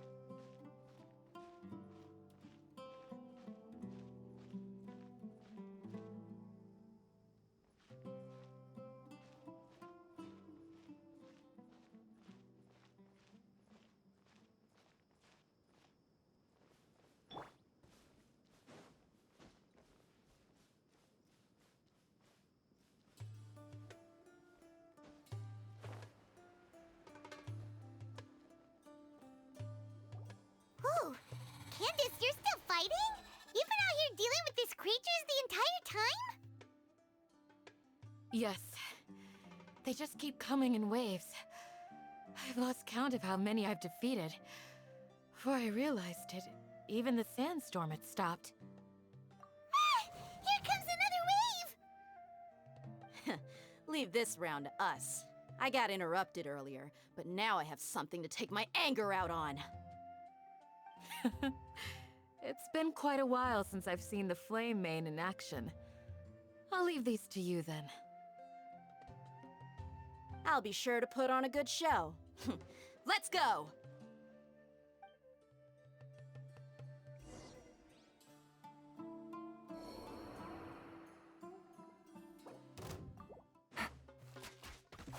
Game's up. Fun's over. Quietly now. Cha! Tap! Tap! Tap! Power that ended Haishan!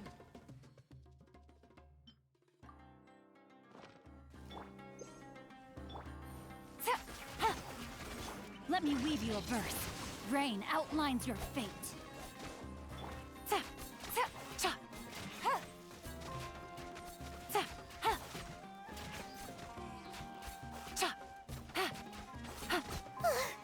Here comes another wave! When are they ever gonna let up?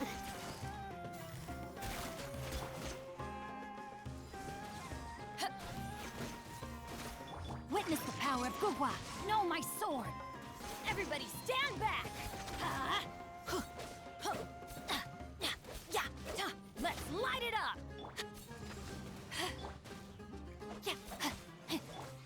Busted! To ashes!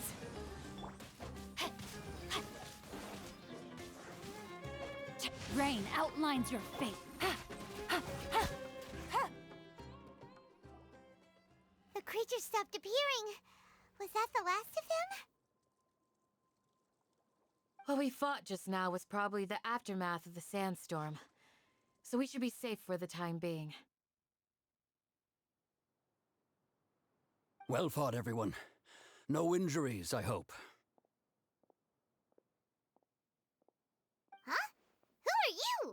Ah, my apologies. I haven't had a chance to greet you yet. I had my hands full taking care of the village's elderly and children. I am the chief of Aru village. Everyone usually calls me Uncle Anpu. Sir, I am also originally from the desert, but I have not been back for some time now. May I ask if such sandstorms are common? I can't say they've always been common, but recently the storms have become increasingly severe and frequent. Besides sandstorms, we also occasionally get earthquakes. According to an investigator who stayed in the village a while ago, these unusual natural phenomena are related to the withering of Irminsul.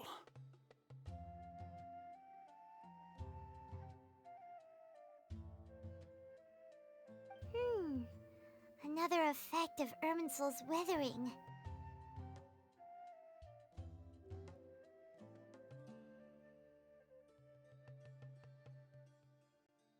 So, Irminsul's withering causes withering zones in the forest, and sandstorms and earthquakes here in the desert?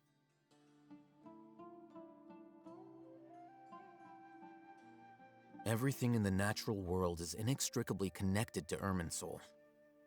These regional symptoms can indeed be a reflection of Irminsul's present state.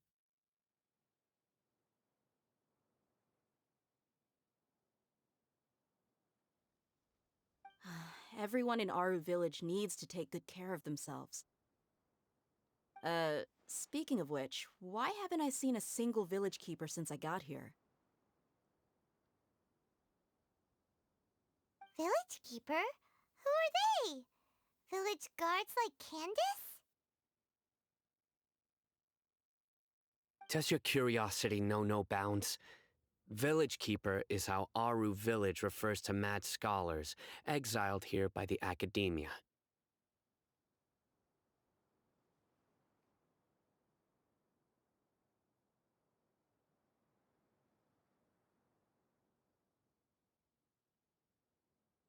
Most of them are scholars who lost their sanity after a period of training in the Avidia forest.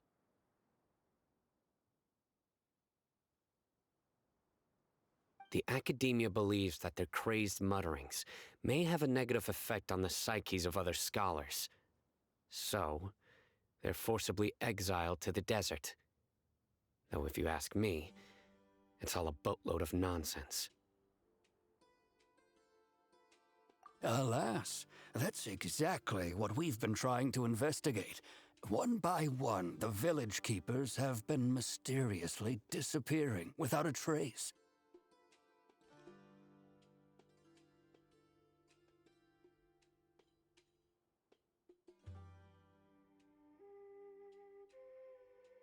But no one in the village has ever seen them leave. If you're planning to stay around the village for the next few days, I'd appreciate it if you could keep an eye out for them.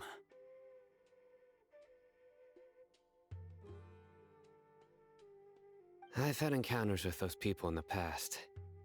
I'll see what I can do to help. The Matra are the ones responsible for their exile. Now that you're no longer with them, are you trying to alleviate your guilt and atone for your past sins? I'm fascinated by how you think.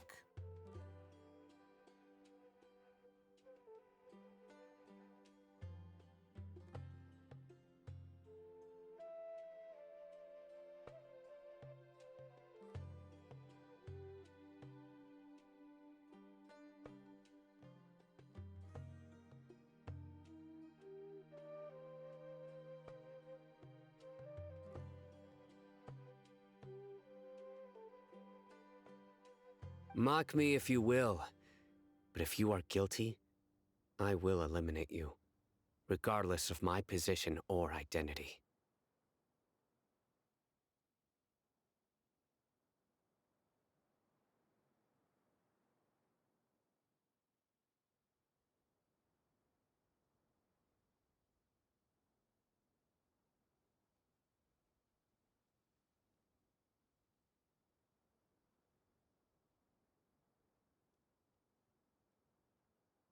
Oh, you're the former General Mahamatra. You must be an expert in these kinds of investigations. Thank you for your help.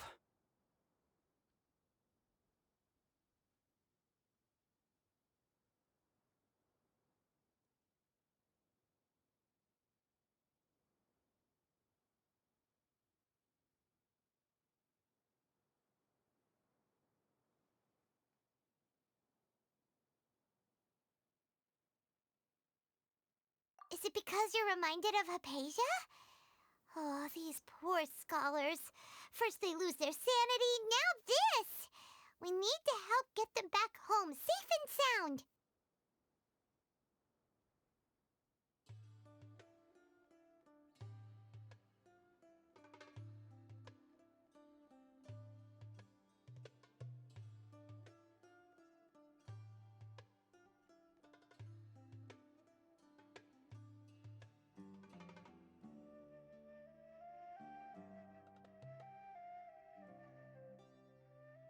But, is it really a good idea to tag along with Sino? You seem like you really don't trust him.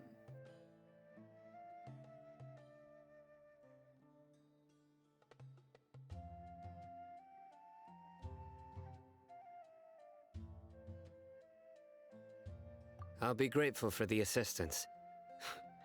No doubt you will do a better job than some of my former subordinates.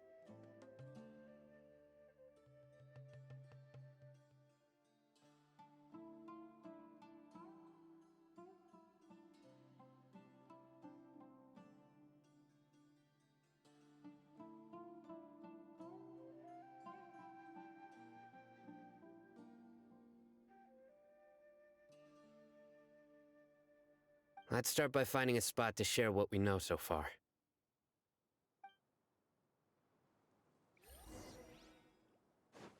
Take it easy.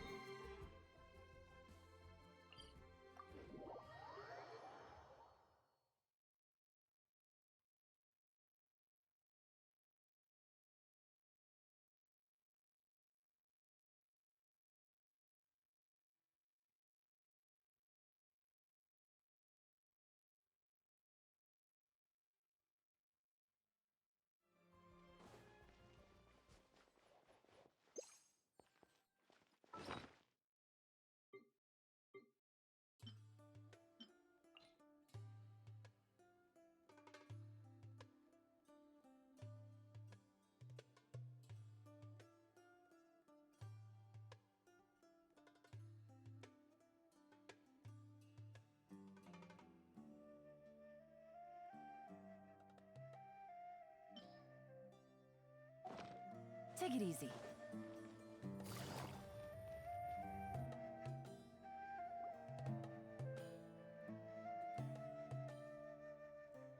Although I've sent myself into exile, I'm still doing essentially the same things as before.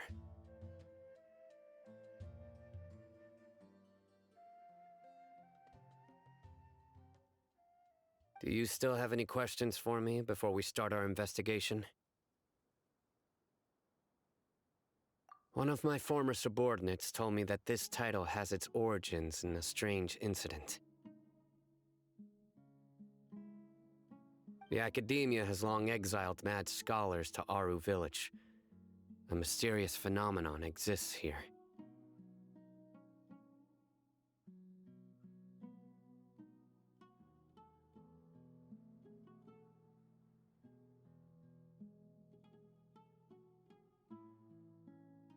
When mad scholars first arrive, they are as incoherent and deranged as before.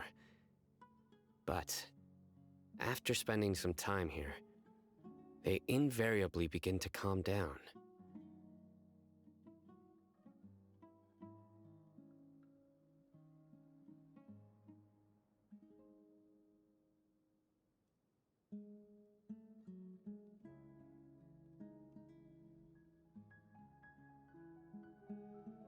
Initially, the people of Aru Village greatly resented having to take in the mad scholars. But a strange incident one night changed that.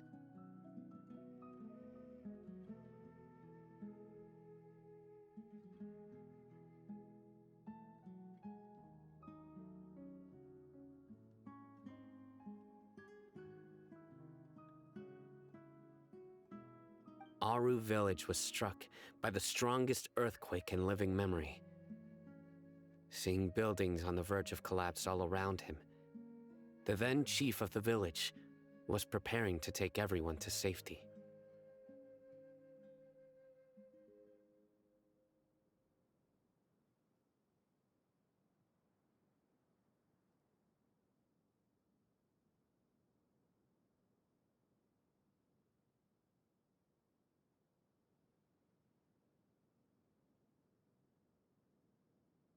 Suddenly, he noticed a mad scholar crouching in a corner, caressing the ground with his hands. A soft, green light radiated from him, like a divine glow against the backdrop of night.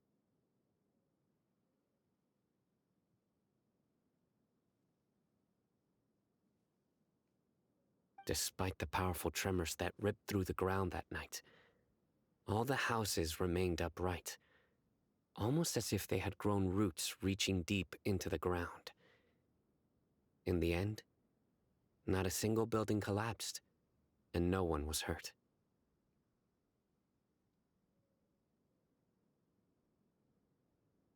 After that, the people of Aru Village treated the mad scholars with greater kindness, and began to refer to them as the village keepers.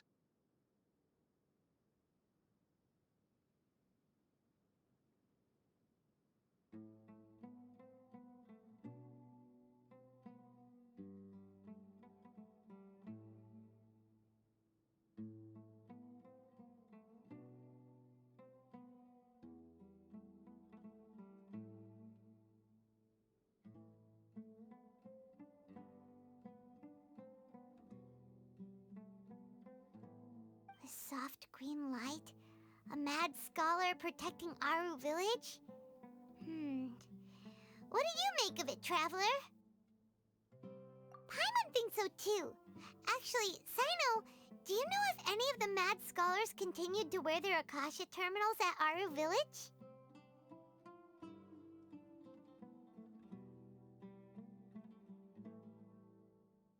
In theory, they would continue wearing them so the Academia could still monitor their activities.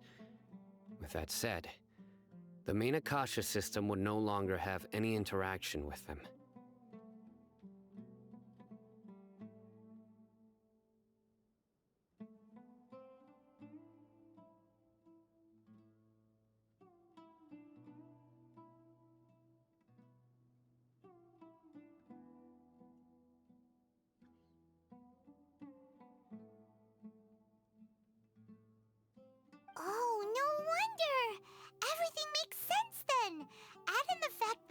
calmed down, it was probably Nahida who calmed them.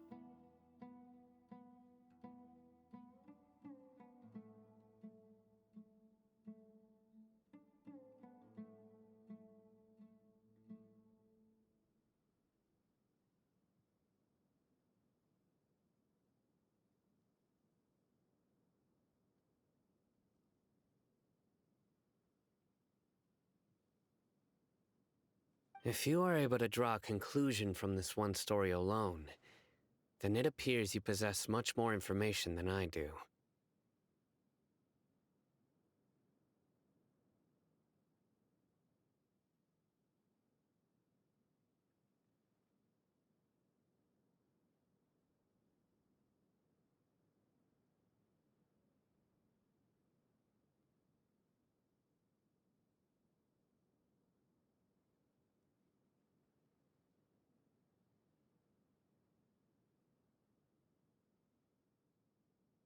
So, what do you make of the story?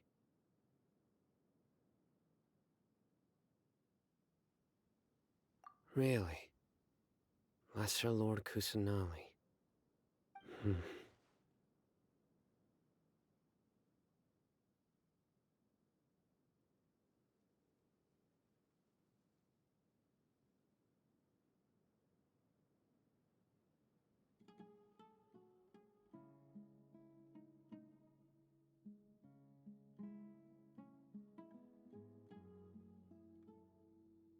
What?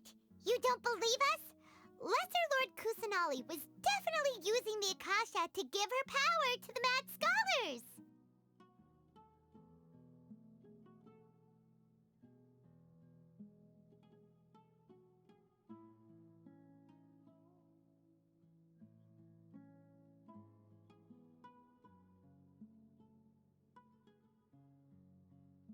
No, it's not so much that I don't believe you. I'm just struck by your reasoning.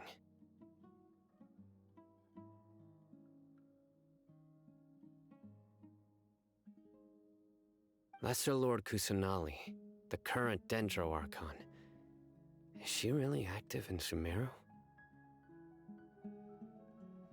The Academia has always placed far greater importance on the late Greater Lord Rukkhadevata.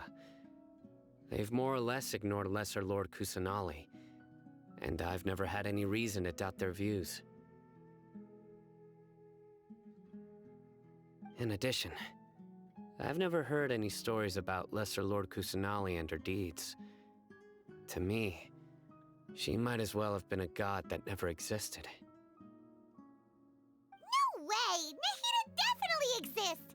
She's a... how should Paimon put it? She's a good Archon who's kind and wise, even if she says weird stuff sometimes. I've spent many years interrogating criminals, so I can easily tell when someone is lying. Good! Then you should know that we're telling the truth! That look in your eyes.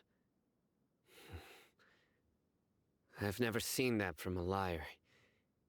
You two really must have met Lesser Lord Kusanali. How can this be? To think, our Archon has been amongst us this entire time. Alright, now it's our turn to put our skills to good use for this investigation. But easier said than done, especially since we don't have any leads. Maybe we can start by knocking on some doors. Excuse me, are you here to help me find my grandpa? Huh? Who are you? By the sounds of it, a resident of this village. My name is Isak. You'll help me find my grandpa, right? Is your grandpa a mad scholar? Hey, don't say that. Grandpa is just Grandpa. Why do you have to call him that? It's not like he's a bad person or anything. The person you're referring to is not a local, yet you are. Why do you call him Grandpa? Grandpa is just Grandpa. He's my family. I heard everything you said to the village chief. Please, you gotta take me with you. I want to find my grandpa. I swear I'll help. I won't be a nuisance.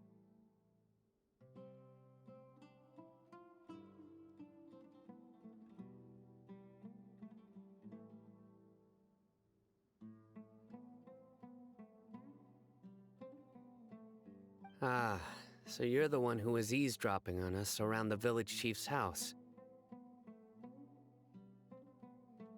I was planning to go out and take care of whoever it was, but I had a vague feeling that they didn't harbor any ill intent.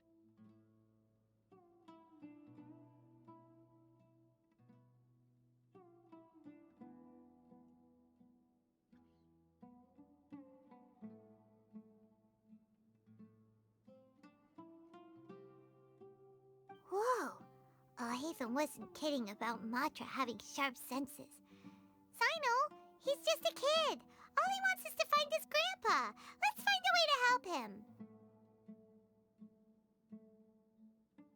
Sorry, I was only listening in because I wanted to know where Grandpa went. Honest. If you don't believe me, you can ask Miss Candace.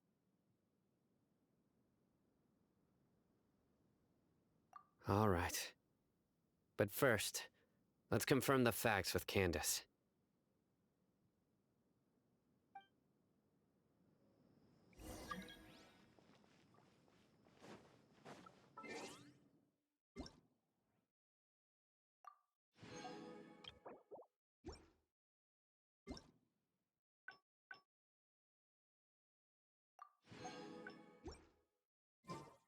Take it easy.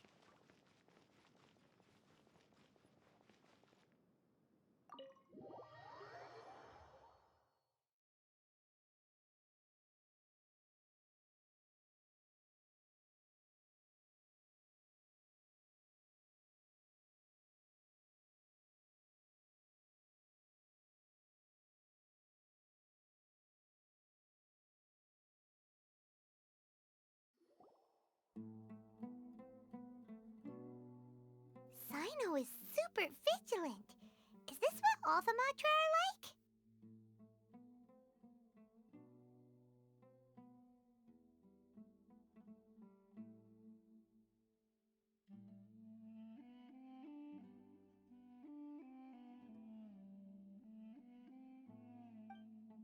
Ah, you're back already. We just wanted to confirm something with you. Do you know a boy by the name of Isak?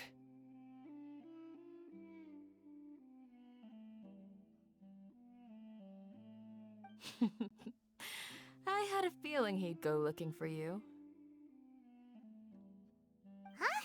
You knew this would happen? Yes. Although he tried his best to stay hidden, I still noticed him eavesdropping outside the window. He really wants to get his grandfather back. Isak's parents were both Aramite mercenaries who rarely returned to the village after finding employment in the city. He was raised by his grandfather.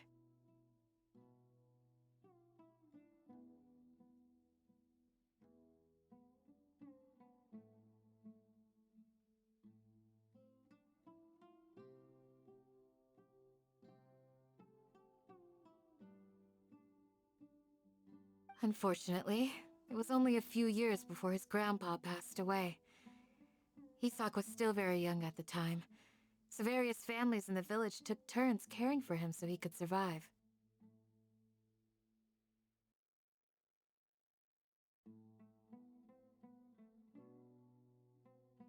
Later, an elderly mad scholar arrived at the village. Isak thought the scholar bore a striking resemblance to his grandfather, and thus often spied on the man.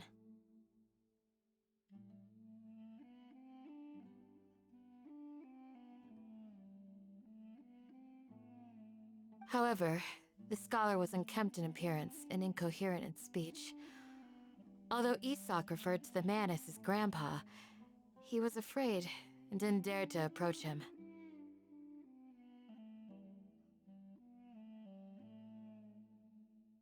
One summer night, the oft mumbling and bumbling Grandpa suddenly calmed down and seemed to become more lucid. He even noticed Isak hiding in the distance.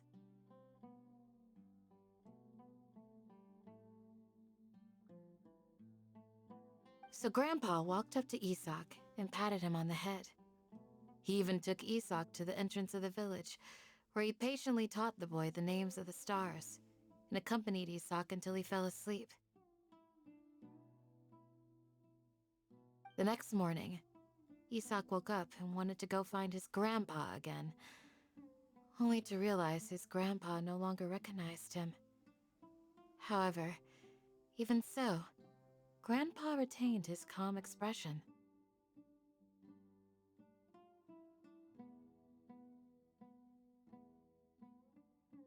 It's said that those who saw the scholar claimed he no longer appeared to be crazy, but appeared to be living in his own world, almost as if he were sleepwalking.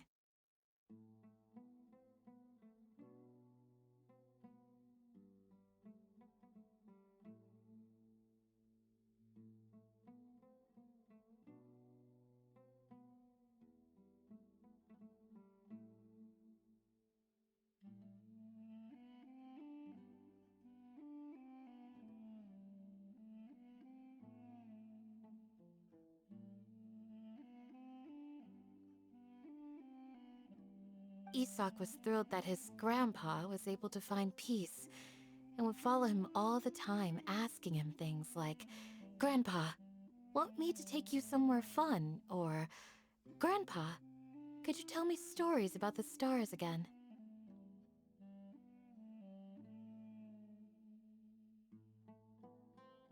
All this somehow just makes Paimon feel really sad. It seems like they both deserve so much better.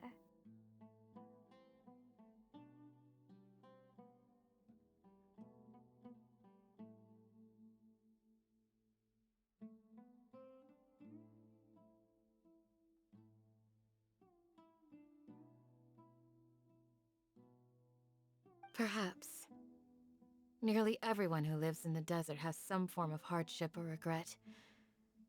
But even so, we must still continue on with our lives.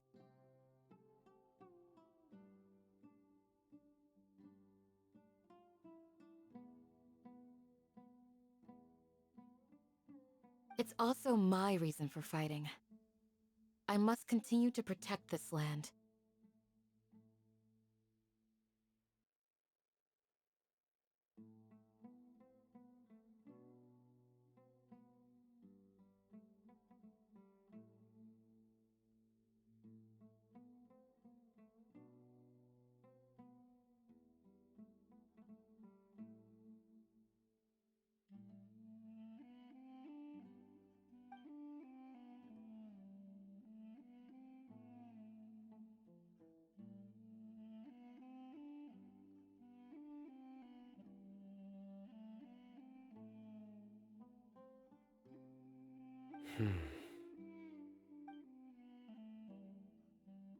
Maybe the people have always had a considerate god watching over them.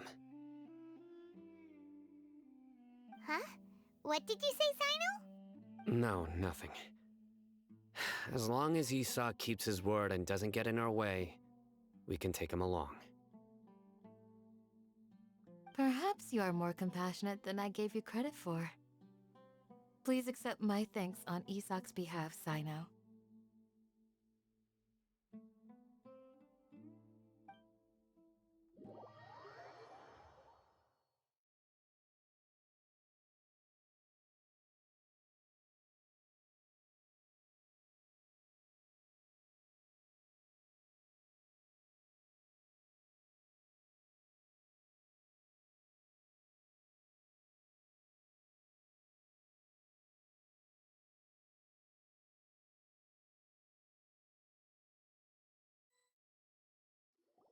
Hey, Isak! Oh, it's you guys! We've cleared everything up. Let's go find your grandpa! Really? Wow! Thank you so much! Yeah! All right. Let's ask the local residents some questions first.